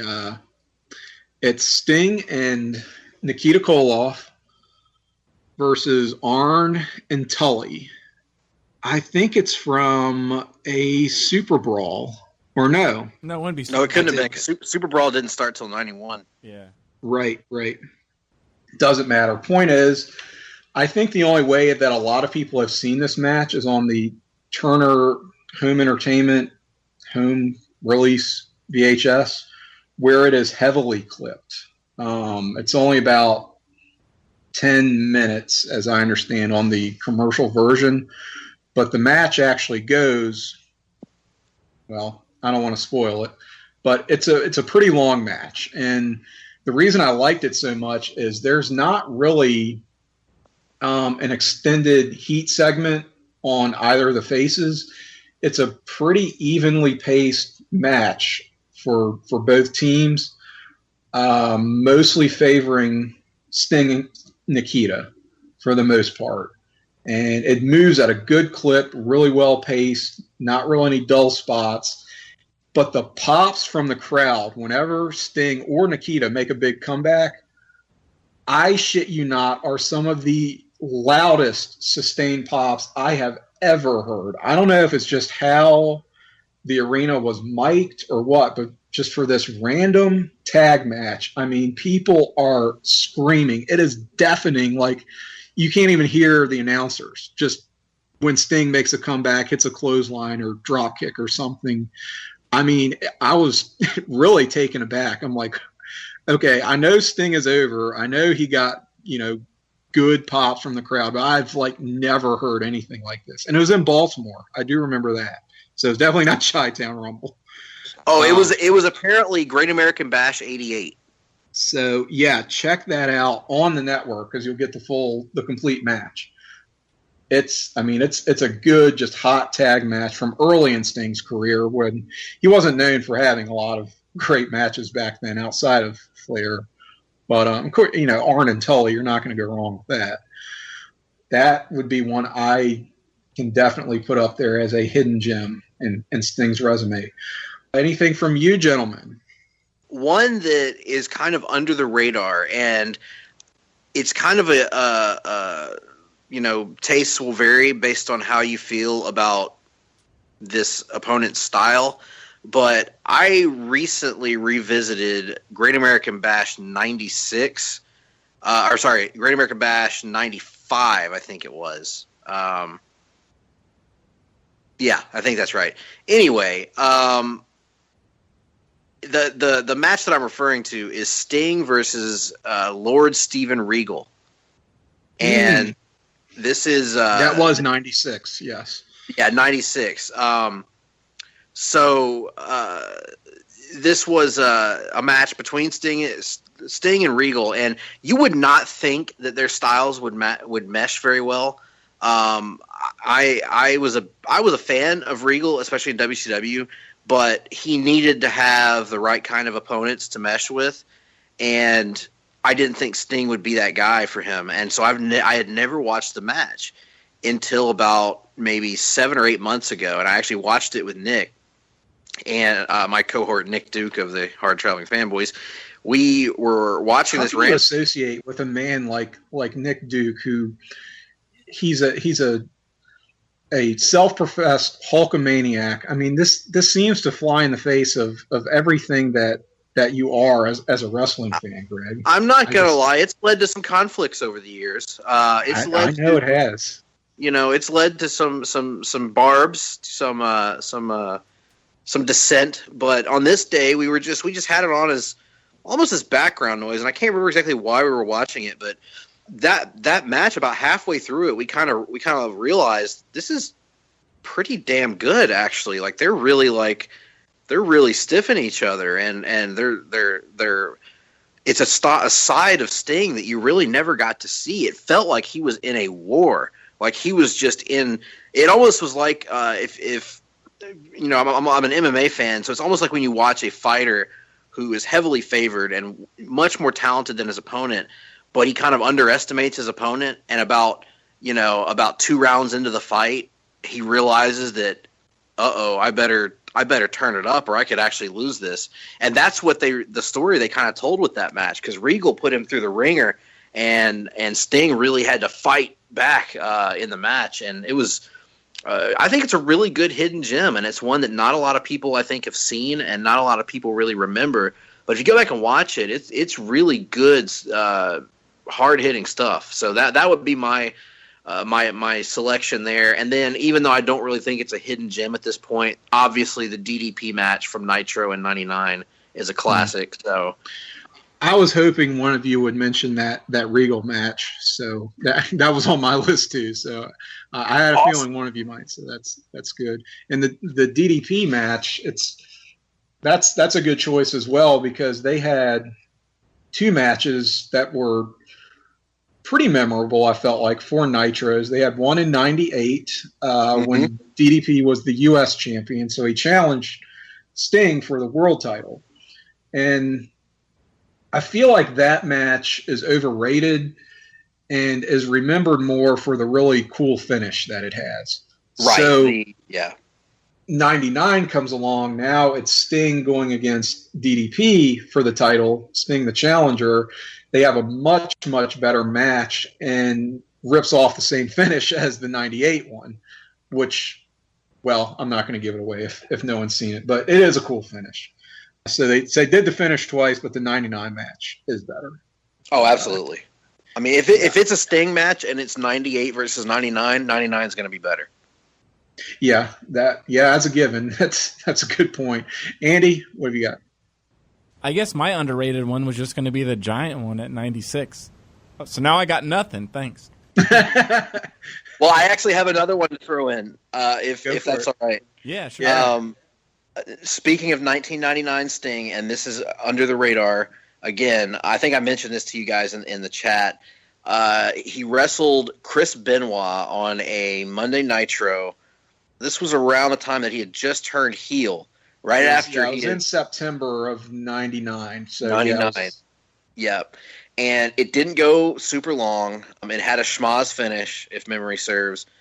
But damn if that wasn't an entertaining match. Like, I just remember being on the edge of my seat. Now, granted, I was a mark for both guys at the time, but I thought that Sting to me in 1999 was a man rejuvenated. He was genuinely a wrestler reborn that year, but he was just programmed with a lot of shit opponents like Rick Steiner and Hulk Hogan.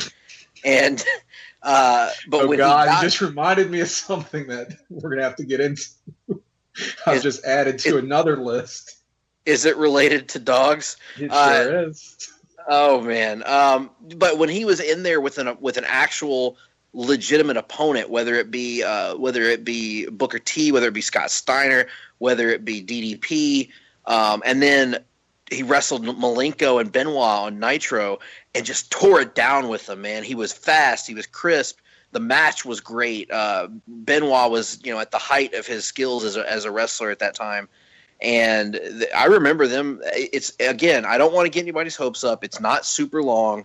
But for a Nitro match in '99, it's pretty damn good. So check that out if anybody has the opportunity. I've seen that match exactly one time, and it's when it actually aired back in 1999. And there is one spot that still stands out in my mind from that match, and it's Benoit doing like the Muda lock, where it's that bridging STF, and so he has it on, and then he rolls over onto his stomach and has Sting actually elevated in the hold, which was something I had never seen before. So for that alone, that match is really memorable to me. So it's one that I'm glad you reminded me of, because I do want to check it out again. But yeah, I kind of have the same memories from that. Yeah, I haven't seen it since then either. I just remembered that was a match that stood out to me from 1999, which was a year that did not have a lot of standout televised matches. So I don't think I have any other hidden gems I want to call attention to. I mean, there are some TV matches from kind of the early and mid 90s that have been, to a certain extent, just lost to time. Mm-hmm. There was a Vader match on, oh God, I don't know what, maybe Worldwide or Power Hour. I think it was Worldwide, yeah.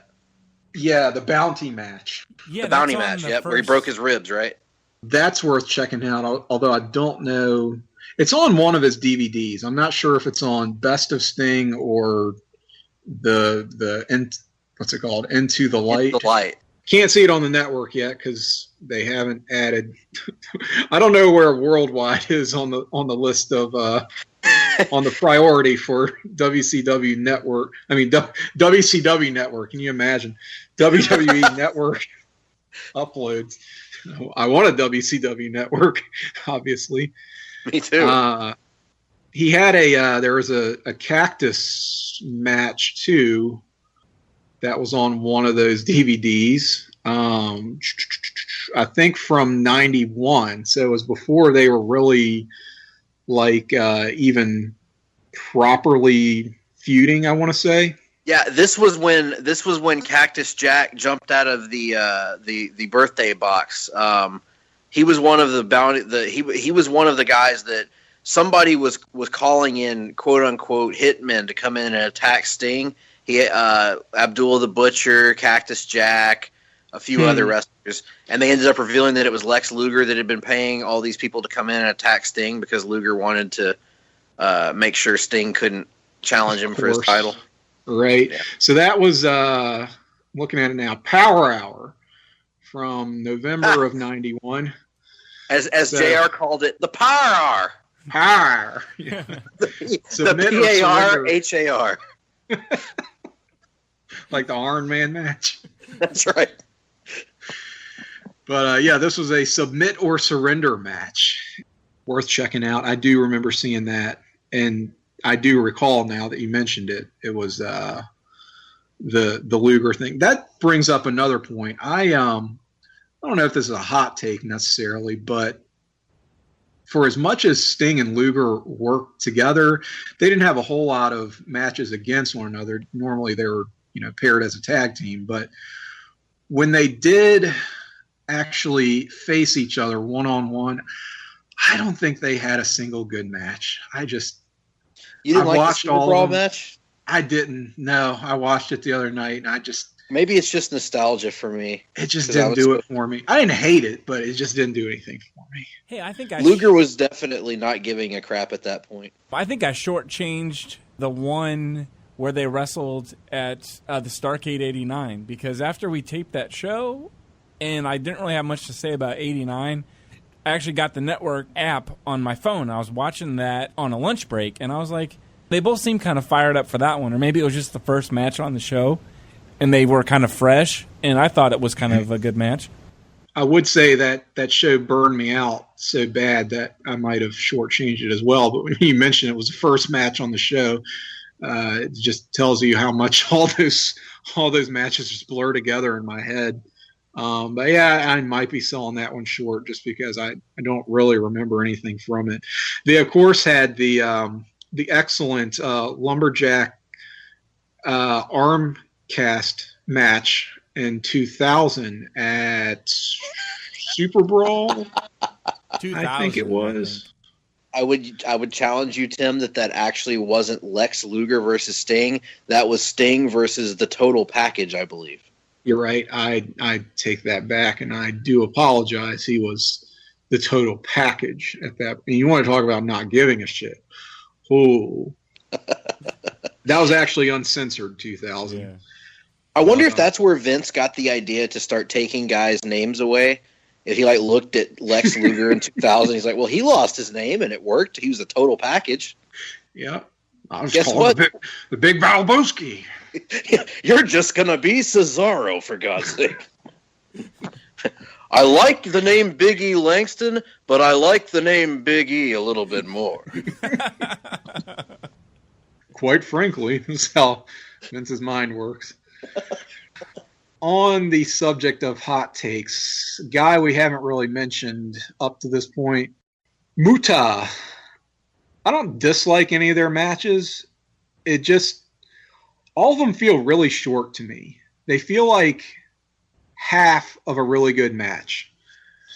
And they kind of end a little bit abruptly for one reason or another. I know they did the whole thing where the TV title was held up because both guys were pinned, or maybe just Sting was pinned, and they had to do the rematch, which ended in kind of a fuck finish. So, I mean, there was that element to it, but it just, for whatever reason, they didn't give them a lot of time. And I don't understand why, because they had good chemistry and both guys could still go the distance. This is when Muta still had knees and could move around pretty well. And he was like, God damn you, bringing up knees. Hey, it's not the first time for this show. Bret Hart and his knees, they're too low to the ground. Give it to me straight, Doc. Terry, you have no knees. What are you saying? You shouldn't be wrestling, Terry. Put it to me in English, Doc. Oh, for God's sake. Muta was like kind of the anti-Sting. Does that make sense? I was going to say I thought they were kind of evenly matched. They seemed like Sting's almost like wrestling himself. I don't know. That makes sense. Yeah, I mean, I think we're kind of saying the same thing. We're just character-wise, he's the reverse Sting. The reverse Sting. That's what I should have said. Yes. But Greg, I think you're a little bit higher on their series than I am. But I mean, like I said, I don't hate it. I don't dislike any of those matches. I'm just like, why didn't they give these guys any time? Again, nostalgia for me, because the Great Muta was mind-blowing in 1989. Like, when I was 5 years old, I had never seen anybody do the things that the Great Muta was doing. And then I saw Sting match him. I'll never forget watching Great American Bash 89 the first time, which is still their best match, probably. But when Sting did the dive from one ring into the other, I legitimately thought that life couldn't get any better than that. I was like, I will never see anything cooler than that. Like, it really was an impressive feat of athleticism. And I was like, you know, that match was awesome, I thought. And then I loved their TV series, which I have really hard time finding online, but they had a TV series. Yeah, I did too. I was looking for it the other day.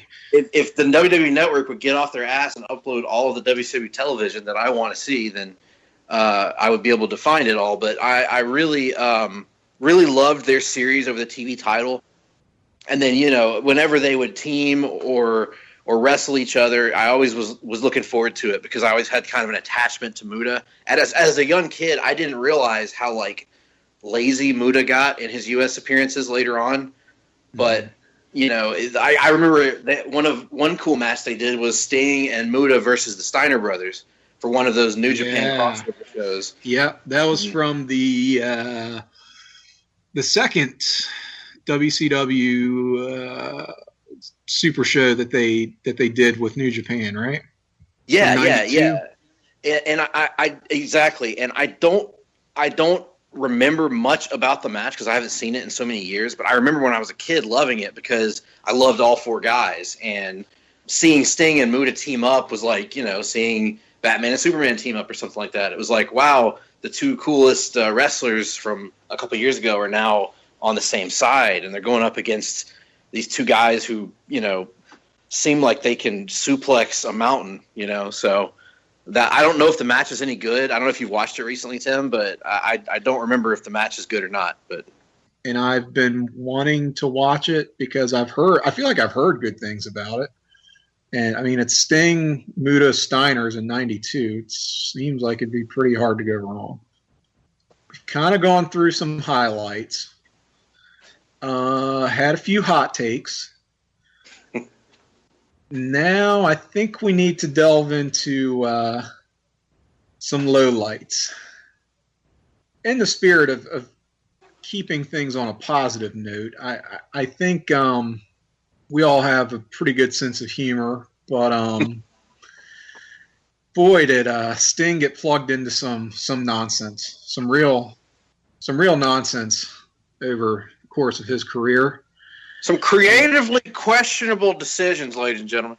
Some unique situations in the industry. Yes, and I think the best way to approach that is probably to hit them chronologically. So that takes us back to 1990. We've got Capital Combat. Sting was injured at the time, was he not? Yep. He had destroyed his knee, essentially. He was on the shelf. Did not stop him from making an appearance at this great WCW pay-per-view. He had a somewhat unique ally at the show, did he not? Who was who came to Sting's defense when he was looking to go down for the dirt nap? In a great bit of synergy with my life, it was the the lead character from the very first movie I ever saw at a movie theater. It was the half man, half machine, all cop, RoboCop. I'd buy that for $1. It's brilliant. That's brilliant. So yeah, a bit of cross promotion with the RoboCop sequel. We've come into some controversy because we're still trying to figure this out, but there is word that apparently that we were talking about earlier in the day, that apparently it was actually Peter Weller playing RoboCop at Capital Combat 90. Right. So, like you said, there's some disagreement over this, but Jim Cornette, who was there, on the record as stating that this was actually Peter Weller as RoboCop, which, when you think about it, it does kind of make sense, because this is going to sound like such an absurd statement, but I'm going to go ahead and say it. RoboCop was not an easy part for someone to play. And if you've watched any of like the behind the scenes stuff on like the RoboCop DVD, which there have been several releases over the years, but Peter Weller talks about, just getting into character and what he had to do in order to actually perform under that amount of prosthesis. And I want to say he talks about actually taking professional miming classes because it was so difficult to move and to emote and to just do anything in that suit. So you can't just throw any random guy out there to do that. I guess you could, but I think it would have been really obvious and really even more embarrassing than it actually was if the person portraying RoboCop didn't actually move and look like RoboCop. I feel like it either would have been Kevin Nash or Al Green in the role. Right? Oh my God, Al Green. And this was before the other guy started playing RoboCop, because RoboCop had not exploded into the franchise that it became with the TV series and all this other stuff. I can't remember. I keep wanting to say John Wesley Shipp was RoboCop in the television series, but I know he wasn't. I think he had. But it was a guy like that. You know what I mean? When you needed a non-Peter Weller. It was an actor with 3 names. Yeah, exactly. So yeah, at the time, I could see it. I think it probably was Peter Weller. And what's the rumor? How much did they pay him for this one-off appearance? I have read that apparently WCW paid him $150,000 for this one-night appearance. Good God. Which apparently did not make the locker room happy at the time. Really? No kidding. What's the line, WCW, ladies and gentlemen? So that was If that. you're wrong, you can go to hell. Andy, any memories you have of this great showing at Capital Combat? Well, I was kind of hoping this would come up because I mentioned Kurt earlier, and we were tape trading and stuff back in 06, 07. Well, I don't know if Greg has seen this show. Like, you probably have because you're like a WCW diehard back then. There was a show I got from Kurt, and it was called WCW All Nighter. They filmed different segments with all the announcers together, hanging out, having a party at Tony Schiavone's house. And he actually has a Capital Combat 90 poster in his house. And I went back and watched that today, and I'm like, yep, I wanted to make sure he's got a poster with RoboCop. That is amazing. The all-nighter, the WCW all-nighters were awesome. It would come on at like late night on the Superstation, on like late on a Friday or a Saturday night. It would literally last all night long of nothing but old WCW matches, and you'd have usually like, you know, the Brain and Schiavone, or sometimes it'd be like Larry Zbyszko and Schiavone, and and they just riff in between showing these classic WCW matches. And so I would always look forward. I don't know how many of them they did. I feel like they only did maybe 3 or 4, but I would always look forward to them so much and like try to like plan my at least either plan my schedule around it, or at least get my VCR to record it so that I can watch it. Sadly, all my tapes of it are long since destroyed.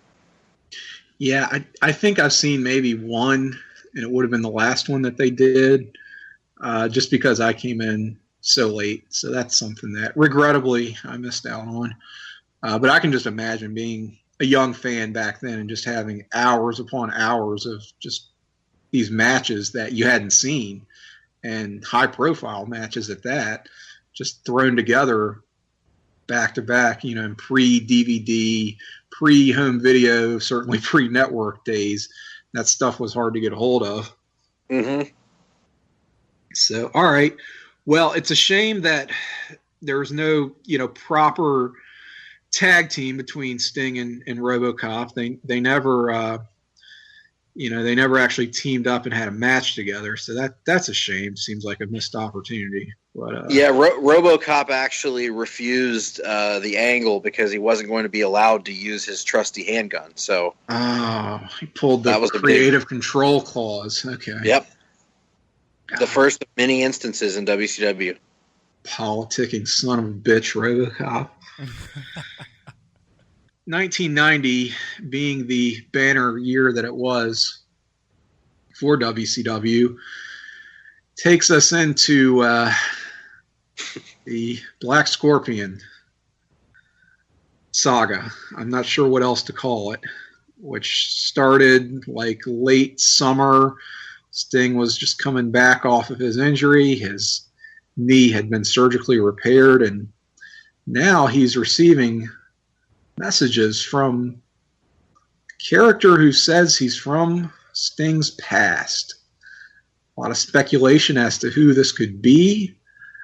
Of course, all eyes and minds kind of turn to Jim Hellwig, the Ultimate Warrior, his former tag team partner. Couldn't possibly be him. He's employed by the WWF. But it had that air of mystery and intrigue around it. And the Aftermags totally tried to sell us on it, too. They totally tried to play the Sting and Warrior card. Right, exactly. So, I don't know, were you into this as it was unfolding, such as it was before the wheels really came off? No.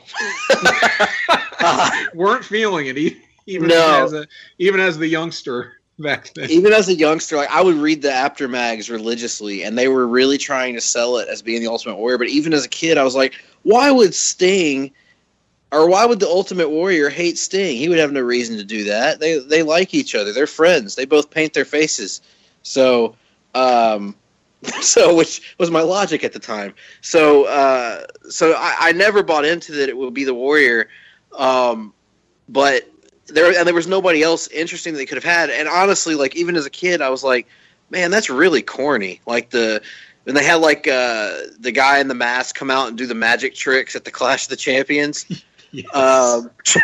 Just terrible. And like I wanted to see Sting, fight Sid and Barry Windham and Ric Flair and Lex Luger and all these other people on the roster. I didn't really want to see him fight an evil magician. So, no, at no point was I into the Black Scorpion. Oh, the little stinger that you were a little mark too, huh? I was. Mark. Yes, I was ready to move on from the Black Scorpion storyline. I remember telling my dad at one point when we were watching the Clash of the Champions, or like at least the highlights of the Clash of the Champions or something. I was like, Daddy, that looks so fake. Son, it is fake. Yes, and he's like, my dad was probably like, well, now that I've told him that, he'll stop watching it. Well, I wasn't going to go there, but since you brought up parenting, I feel like you must have either the best or the worst parents in the world for taking you to see RoboCop as your first movie. When I did the math, you said you're 32, yep. So you would have been 3. Oh, when did RoboCop come out? 86? 87. Summer of 87. Yep. Okay, so you're 3, possibly 3 years old. Yep. Yeah, I think we're all the same age, aren't we? Yeah, I think so. I love it. Yeah, I've got you guys by a few months, but yeah, I certainly wasn't. I saw a lot of age-inappropriate movies growing up, but RoboCop I saw at daycare. I unfortunately didn't get to see it in the theater, but that was sort of an experience too. It left an impression on me, but. I don't know. I love my folks, man. Like I'm always like growing up in this area. My friends are often telling me about how their parents wouldn't let them watch all this stuff or listen to all this stuff, and I get it. But like, I don't know. To me, I never really had many restrictions on that when I was a kid. As long as my parents were watching it with me, and could, and I was never a kid that had a very difficult time separating fantasy from reality. So it was very easy for me to watch violent wrestling or RoboCop or whatever, and I never really wanted to go to school and be like, man, I want to, I don't know, create a cyborg and destroy the school or something, Yeah, I mean, I don't want to say that kind of stuff didn't happen back then, but there was a degree of parents just not really giving a shit about stuff like, oh, it's just a dumb movie. Yeah, it's really violent, but it's just a dumb movie. I mean, I remember my mom didn't really care one way or another what I was watching for the most part. Again, as long as she'd seen it first. My dad was only really bothered by profanity or, sexual elements. Right. But I mean, a movie could be as violent as anything. And it's just so funny the way we perceive these adult situations so much differently. I remember watching Highlander 3, The Final Dimension with my parents on video, and we've seen guys getting decapitated. We have seen war, but the minute that Christopher Lambert begins making love to the love interest and she disrobes, my mother's hands enveloped my young eyes, and I was no longer allowed to see anything for the next few minutes of screen time. So certainly a curious bit of censoring there. Well, I'm sure she was just afraid you would be so repulsed by the sight of Christopher Lambert's lovemaking and exposure of, bare chest potentially, and corner of a butt. There could be only one after all. What are we trying to talk about? The Black Scorpion? This is appropriate for any conversation about and around the Black Scorpion gimmick. So it's Ole Anderson with a distorted, a really corny, voice distort. It's so bad. I mean, he did that so often too. He did it with the Shockmaster too. I know, and it's so funny that, Sting was right when he told everyone watching at home that they're going to bring out the man who's going to shock the world. Boy, did he ever. He delivered on that promise. But I'm just like, wasn't Sting a little bit bothered by the fact that the Black Scorpion. This guy has the same voice as the Black Scorpion. I mean, I know he had unmasked the Black Scorpion by this point, but I mean, he should have been bothered by that, it seems like. And he was just so trusting. Maybe he thought the Black Scorpion had reformed.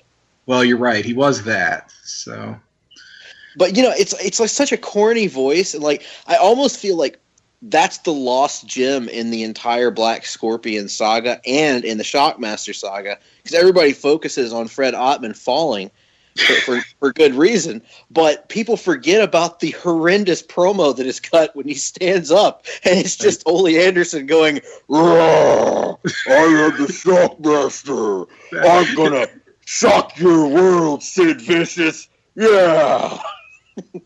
And Sid completely no-selling it. And he's the only person, by the way, who tries to salvage that segment. Yep. He actually tries. My favorite part of that whole thing was, of course, everyone's breaking character. Ric Flair is almost in tears, but just the voice off screen of Stevie Ray. Who is this motherfucker? My favorite part. He fell on his fucking arse. He fell on his arse. Fell on his fucking arse. Just brilliant. I believe all of that is rather censored on the. I mean, it's hard to make out anyway. Even as it happened at the time, because again, this is off screen. They're uttering these things. They censor that on the network, regrettably. So, but yeah, I'm sure you can find it on YouTube. But God, it's one of those things you hear about and really does live up to the hype. Much more so than Black Scorpion. Much more so than Black Scorpion, exactly, which culminated at Starrcade 90. Andy, our favorite of the Starrcades almost, with the great Tag Team Memorial Cup. So, in any case, there's not much more to be said about the Black Scorpion, because aside from a few of those stunts, it was largely just boring and forgettable. Uninteresting. Yeah, exactly. But moving right along, the last thing that really comes to mind when I think of great Sting shit show moments was his match with Rick Steiner. And it was in 1999, so a good year for him, but not a good match. This was it? Please don't tell me it was Great American Bash, because we keep, it seems like, circling back to his performances at Great American Bash, and they're all pretty solid. So I'd hate to see this to be the one where the rails, it really goes off the rails, but I feel like it might have been. It was. Tell everyone about Rick Steiner's gimmick at the time. I think it could be summed up as, if you don't like me, bite me. You want some? Come get some. Yeah. Which ended up being pretty successful for another guy later on. That is true. But I think that was the extent of Rick Steiner's character at the time period. He not a lot of depth there. He turned heel. The dog-faced gremlin, and so he naturally had dogs that he could bring to, Yeah. So the match, I guess, goes backstage, or maybe after the match, post-match, they're backstage, and Sting is straight up attacked by their Dobermans, weren't they? I believe they were. I believe that Giovanni was quite clear in his instant recognition of the dog breed. And they just start chomping down on him, bite his arm, and kind of cut away. And that's kind of the final word on that. I don't think we ever. Amazingly, the announcers are they're not that disturbed by it. They just move on to the next match. Yeah, I guess they've seen enough at that point. Nothing really No surprises. Fans will be sure to get you an update on Sting being mauled to death a little bit later in the show. Now, here's the Dog versus Brian Knobbs. Oh, Christ. An obsession with dogs and dog gimmicks in 99 for some strange reason. Yeah. I wonder where that came from. It kind of feels like a Kevin Sullivan thing. I don't know. The World Wrestling Federation even did the Kennel from Hell match that year with the dogs crapping at ringside. Right. Oh, yeah, you got a point there. And that would have been Russo, right? I feel like the Kennel for Hell might have been right after Russo, but maybe not. I don't know. It was like borderline because I think it was like September 99, whatever show that was. I think. Yeah, that could have been. So yeah, that could have been right at the tail end of Russo or just after. I don't know how long it was. Was Eric still booking WCW in the summer when they did the Rick Steiner Sting match, or was that like? In 99, I believe, yes, it still would have been Eric, but he was awfully checked out. I want to say it was July, August that he was done for the first time. So I don't know. Gosh, that's awfully close to his cutoff too. Yeah, well, I think Eric's tenure might have ended at the end of August because at the beginning of August, wasn't the beginning of August when he had that talent meeting backstage where he said if anybody has a problem with WCW or doesn't want to be here, they can leave right now. And Raven was like, "I don't want to be." Raven left immediately. Yeah, yeah, I believe so. And then Kevin Sullivan did get the book. He was probably still working with Bischoff, but I know I was hearing Kevin Sullivan's name in August, certainly in September, but he, of course, that was just a little transitional thing before Russo came in. Right. Bill Bush and Kevin Sullivan, I think, were like the that bosses. Sounds right. Yeah, that does sound familiar. They didn't do a half bad job, I didn't think, to be honest with you. The only problem they ran into was the Sting heel turn didn't work because nobody liked Hogan. Exactly. So everyone cheered when he beat Hogan with the bat at Fall Brawl. Hogan coming out and cutting promos like it's still like 1987. Mm-hmm. Although, this may be another hidden gem. I'm glad you brought that up. It did lead to a tag match on Nitro that was. Let me see if I can get it right. It was Hogan and Flair, and I think probably Brett. Yeah, Hogan, Flair, and Brett versus Sting, the total package, because that's when Lex had come back from an injury and started doing total package gimmick, and DDP, 6-man tag match on Nitro. It might have been the night after Fall Brawl, 99, sometime in September anyway. Yeah, that would have been around that time, yeah. So it was like this just role reversals for like everybody, right? So the face team is Hogan, Flair, right? And like I said, Brett, who had largely been a heel throughout his WCW run. So if you had just done this match a year before, the roles would be totally opposite. Mm-hmm. So I thought that was, and they played it up a little bit actually, and it was kind of cool. And it really had that big match feel too, where it justified this is the main event. All these guys pretty much healthy, actually willing to work, not a bunch of bullshit, interference type stuff that characterized basically every Nitro main event in 1998, where the bell would ring and 2 minutes in, it's a DQ. Yeah, that might have been the same show also that kicked off with Sting cutting a heel promo on Ric Flair. They're both in the ring, and Sting cuts this kind of almost like not quite a shootish promo where it's like, when I came into the business in 1987 or whatever, you were the guy on top, and me and the Steiners and Lex Luger were coming up. Now it's 10 years later, and you're still in the same spot, Rick. Why won't you ever go away and make room for the new guys? And then Flair was just like, you know why? Because I'm Ric Flair and you're not. Woo!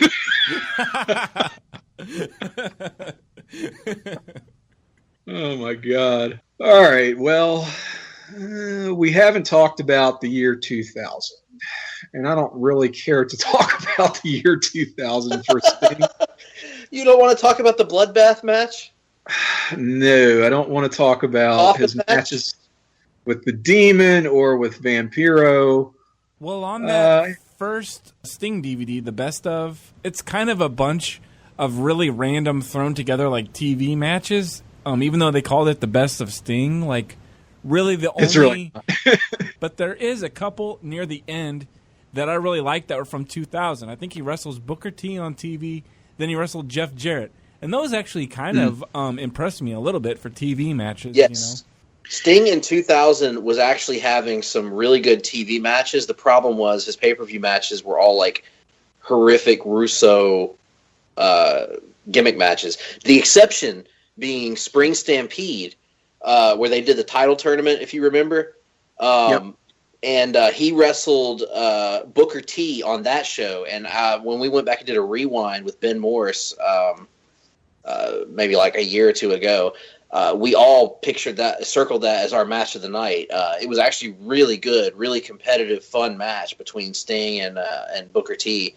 And he would also have really good matches that year with like the Natural Born Thrillers later in that year on Thunder of all places, because I remember I thought it was so cool because WCW brought the ramp back that connected to the ring, and Sting actually let the Jindrak and what's his name, O'Hare, do the double Beal from the floor up over the top rope and into the ring to him, and just that was pretty cool. So he was having some good TV matches. But, you know, he was also getting set on fire and falling off the top of the arena and stuff. Yeah, that runway was a pretty cool and very WCW-esque feature. I forgot that they brought that back towards the end there. And I'll be honest, I don't remember any of his work with the Natural Born Thrillers, who are sort of high on my list of tag teams or stables, really, that never quite got their due. Yeah, above average Mike Sanders. Yeah. I was sort of a mark for him. I liked him as that commissioner role. But wow, maybe I just stopped watching Thunder at that point. Which, why would anyone stop watching Thunder? I can't imagine. No, but they I remember distinctly they did a double Beal from the floor up over the top rope to Sting, and he took the bump, and I was like, man, that's really cool that a dude would take that bump, because that's pretty dangerous kind of spot for a guy at his, you know, he wasn't like an old man at that point, but he was getting towards the end of his peak athletic years. 40s. Yeah, he would have been early 40s at the time, I feel like. Yeah. So, you know, pretty impressive there. And like, you know, we talked a little bit about the Vampiro feud, and that being, you know, not the, shall we say, not the highlight of the Stinger's career. But I really thought that, you know, if they had given him more like traditional wrestling feuds that year, that it would have worked out better, because he was still good in the ring. You know, he wasn't going to carry guys to great matches, but he was still good enough to keep up with anybody in the ring. But he was stuck doing like really weird gimmick feuds and stuff. Mm-hmm. Yeah, and the Jarrett stuff was good. You're right, Andy. I had forgotten about their feud in the second half of 2000. That was some good work. Speaking of him being stuck in kind of weird feuds, it almost seemed to me like when I was watching that Sting video, the one match, I think it might have been with Booker T, like one of those matches ended with Vampiro coming out, and his buddy, he was teamed up with the Demon. He came out, and I think it must have been Booker T, because they hung up. I think Sting was like suspended, hanging by his feet, and they're like beating him up. And then I think somebody else can't remember who it was, but one of them got like locked in the Demon's like little Iron Maiden thing with the spikes, like the Kiss thing. And right. And forgot about that. It totally seemed like Russo was ripping himself off. That's my point I was trying to make, is that Russo was ripping himself off, because it felt like where they set Kane set the Undertaker on fire And it was pretty much like they pretty much plugged in Sting into the Undertaker role, and then Vampiro was the Kane character. And I would be willing to bet money that that's exactly how Russo thought about it. Yeah, that was it's like I said, Russo was a one-trick pony, and if he did it once, he would do it again. It's sort of his greatest hits. One thing that was brought to mind real quick when Andy, you brought up the Demon, Dale Torborg. Nobody remembers this, but there was an episode of Thunder that had one of my favorite commentary exchanges of all time. Maybe somebody remembers this, probably not, but it was a random match with Dale Torborg, the Demon, versus somebody, and I don't remember who he was wrestling, it doesn't matter. And he gave him a move, like a rock bottom type move or something, and like put him in like as I remember it, what looked like the Anaconda Vice that CM Punk would later use in his wrestling career. Anyway, he applies this move, and of course Tony's like, he got him with the move or whatever. And then and Stevie Ray, who was on color commentary, said, he got him with the Tsunamaki. and Tony Schiavone like skips a beat, and there's just silence. And he goes, He sure did, Stevie.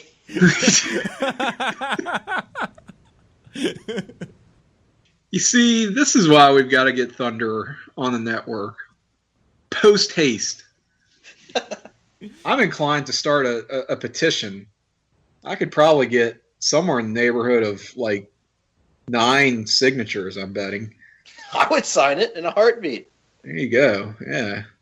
Get that the 3 on of there. us could sign it, and then the 3 of us could come up with false identities and sign it again. Right. So we could multiply that by at least 3, I think. You know, speaking of Thunder, we haven't mentioned this before on the show, but Tim and I had been thinking about this show for like months, like all summer. We've been brainstorming like ideas for a name because it's really hard to come up with a name because you don't want to take something that somebody else has already taken, and how do you know it's already used? So you have to do Google searches. We both were talking about Thunder, and I thought of a name, and I thought it was perfect. Thunder Buddies. Oh, well, then I looked up, I think on like iTunes, and somebody's already using Thunder Buddies, and I was so crushed because it's like Oklahoma City Thunder. And I was like, wah, wah, oh, who cares about that? Almost the name of our podcast. Yeah. It's regrettably already taken. Either of you gentlemen have anything else you want to get into on the man called Sting? Anything we've overlooked? Memories, moments, highlights, lowlights? I don't want to keep you guys up for, an eternity talking about this stuff, but I could talk about Sting all day long, how much he's meant to me personally. As a kid, I mean, he was truly one of my inspirations when I was a kid. Him and Bret Hart were like the two wrestlers who, when things were going bad for me in life, I could watch them and they would take me away out of my whatever troubles I was going through as a young boy. Or even as an adult, when I would discover things such as when Andy illuminated me and brought to mind the phenomenon in pop culture that was Sting ass. Oh God! Don't. Right. So we'll never live down the Cruise World Order ass off tournament, which has been well documented on this show. Just a reminder: Cruise World Order was a live journal spinoff of Scott Keith's original live journal. If that's not, if that statement isn't enough of a pussy magnet by itself. Yeah, we had the tournament. Sting made a really good showing. And I should mention the other night I watched a Sting versus Ron Simmons match. It was about all the ass I could handle, y'all. It was that is a lot of ass for one match. It was a lot of ass. And if you want to know why Ron Simmons won that tournament, watch that match, because 1991, this might have been 1990, was, I mean, we're talking peak Ron Simmons ass. It was unbelievable. And both guys wore like bright neon tights, and both guys hiked their tights up to their stomachs like Shawn Michaels did in 1993 for some reason. exactly right. It's unreal. That's where that actually came from, because I think somebody shared the live journal link on Facebook. That was my original post. I think I said something about Shawn Michaels having the Shawn Michaels butt because he had the trunks hiked up. So I think that's what started it.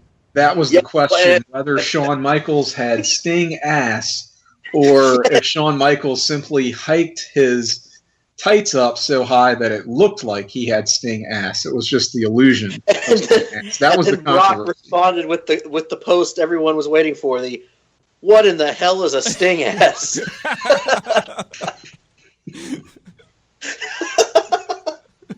Oh,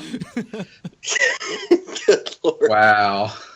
But no, in all seriousness, I do really have a strong attachment to Sting because he's been my second favorite. He was my favorite wrestler early on in life, and he's been my second favorite wrestler ever since I discovered the Hitman.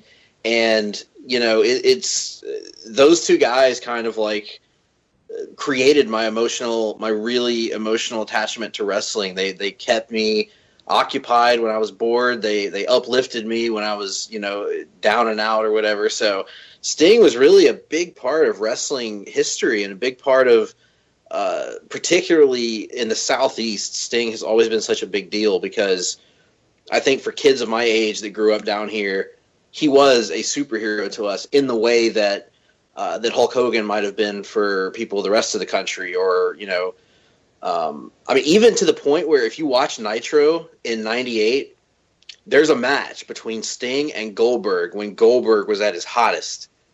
And if you listen, and this is when Sting was like Wolfpack Sting, so he's like lame Sting. But if you watch that match, the crowd was cheering Sting over Goldberg. Yeah, and that never happened in '98 because Goldberg was supremely over. Not just hype over, not just we're going to put this guy out here and tell the fans what we want them to think. He got organically over. Yep. And nobody ever cheered for any of Goldberg's opponents. I mean, he certainly had a lot of squashes, but even when he was going up against legit guys and having real matches, it was 100% in Goldberg's favor. There was no split crowd. There was no, rooting for the other guy. And you're right. You put him up against Sting, and people were not having it. They're like, nope. So, all right. Well, Andy, anything else on Sting that you want to get into that we haven't touched on? I think I've said my piece, and Greg, I think you've kind of helped me turn a corner here. So I do appreciate it. Oh, absolutely, man. I feel like he's not ever going to be everybody's favorite. I think there's a lot of emotion involved in why he's one of my favorites, but I also think that he gets underrated a lot of times in online circles for the things that he did really, really well, like his timing and understanding how there's a reason why he got cheered over everybody he ever wrestled and never got booed. Unlike somebody that you hear, by the way, no knock on the guy who's a great wrestler. Everybody says Steamboat was the ultimate babyface. But if you watch a lot of Steamboat matches, he got booed a lot. I mean, He got booed every time he wrestled Ric Flair pretty much from 1989 on. Sting never got booed against Ric Flair.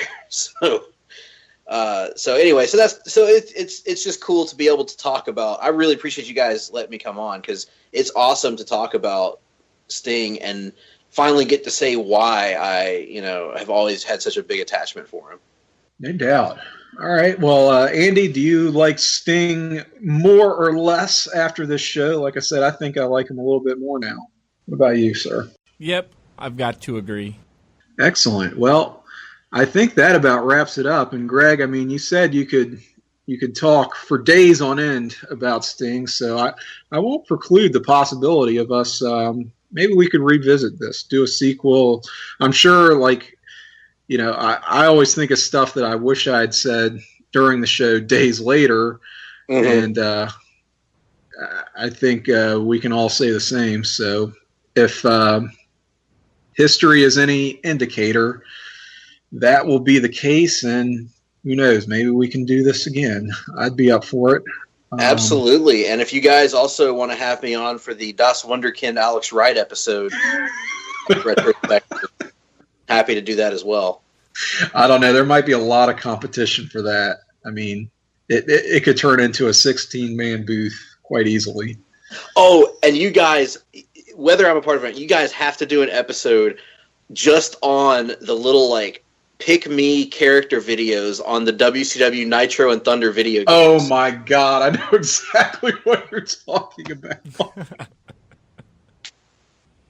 I have both those games. I think I still have them. Has somebody put those on YouTube, I hope? They have to have, because they're so good. They're so amazing. Yeah. The game's horrible, but they're worth it for these bizarre video things. And the guys start cutting promos on each other too. Yep. Nash is really, wasn't he really sort of lackadaisical about the whole thing? Yeah, he's just don't pick come me, on, pick Hogan, come on, Savage. pick me. Come on, you want to pick me. Yep. And then you got Alex Wright, who has he has two different video clips to play. One of them in German, where it's all just him speaking in German, and then the other one where he's like, "Hello, here is Alex Wright," and and then there's Macho Man has, of course, just absolute batshit insane Macho Man stuff. Piper's I remember being really weird too. I don't remember what... he goes after Nash or something. It's like he almost you picture these guys lined up to record their promo for the Thunder PlayStation video game, and Nash must have gone right before Piper, and it just touched a nerve because he's like, Nash, don't pick me, well pick me because I'm the hot Scott. Oh. Yeah, and he says, I remember him saying something like I'll trash Nash. Yeah, something like that. Yeah. DDP's is a soliloquy. It just keeps going. I don't remember any of the content of it. I just remember it being the longest one by far. And you're like, Jesus God, I'm trying to get out of this now.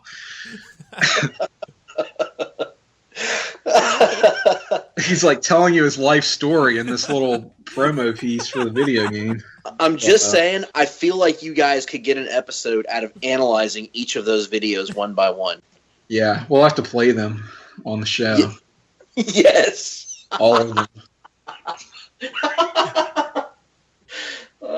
And there's something 64 guys that are playable on those games? Yeah, like La Parka and... all the luchadors, yeah. Super Colo. El Dandy, of course. Oh my God. Of course, the Dandy. I was really missing out because I played the Nintendo 64 games more. Right, you played the good ones. Yeah, you played the good ones. You weren't missing anything, man. You were just missing the amazing videos because the actual games were so bad on the PlayStation. So bad. And yet I played them so much, every night, constantly. Tim, do you remember how bad the commentary was? Power bomb. The power bomb. The power for any move you did. Which, by the way, everyone had the same basic moveset, except for each guy had, I want to say, 3 signature moves. So not a whole lot of variation. And you'd play WCW versus NWO Revenge, and everybody would have all these custom distinct movesets, and then you go and play Nitro and Thunder, and it was like playing, I don't know, tag team wrestling from the NES or something. You could do Frankensteiners with Hollywood Hogan, and that was quite entertaining. You could do press slams with Rey Mysterio. So put him up against the Giant and just have Ray chuck the Giant right over the top rope. With undoubtedly the power bomb.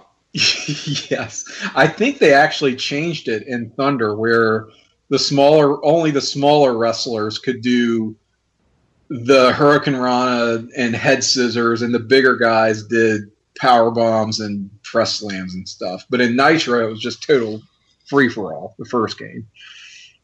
I can't believe how much I actually remember about this shite game from back in the day. And Andy, I'm telling you, this will be a life-changing experience for you when you see these videos. I vaguely remember it because my neighbor had a PlayStation, and wasn't those games were more like almost like motion capture, like they looked like the wrestlers, but the 64 games were kind of like blocky characters.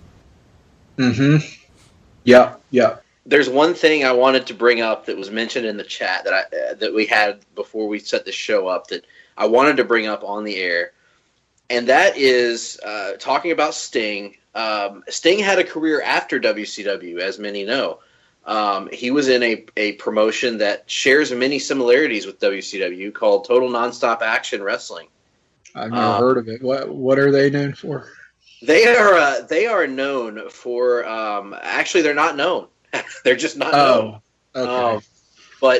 But the Hollywood Hulk Hogan even. Whoever Hollywood Hulk Hogan is didn't go there, but Hollywood Hulk Hogan went there for a period of time and feuded with a man called Sting.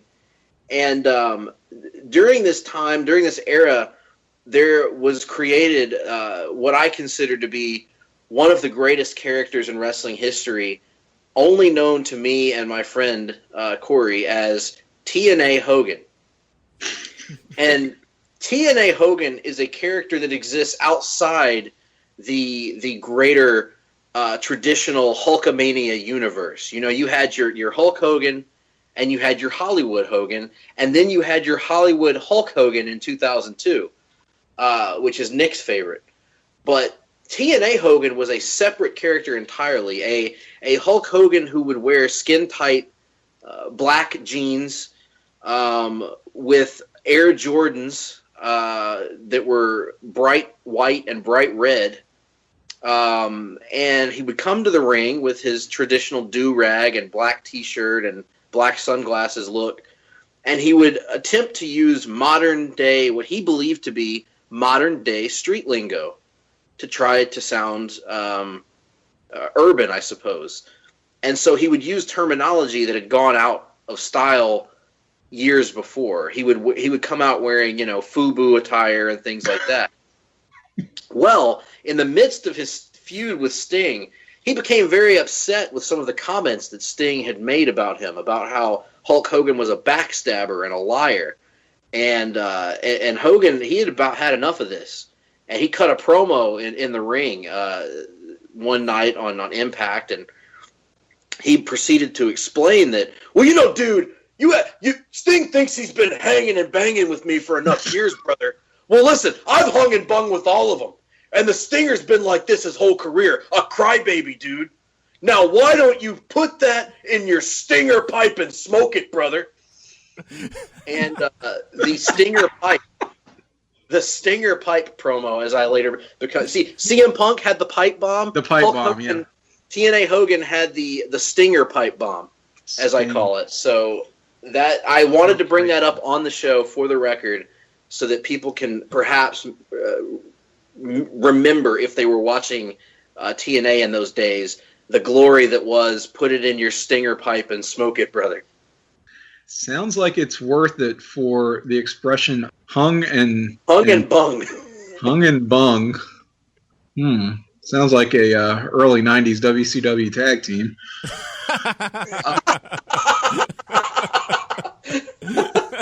So, Marcus Alexander Bagwell.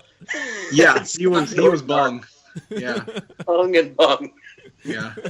And Scorpio was hung, I think.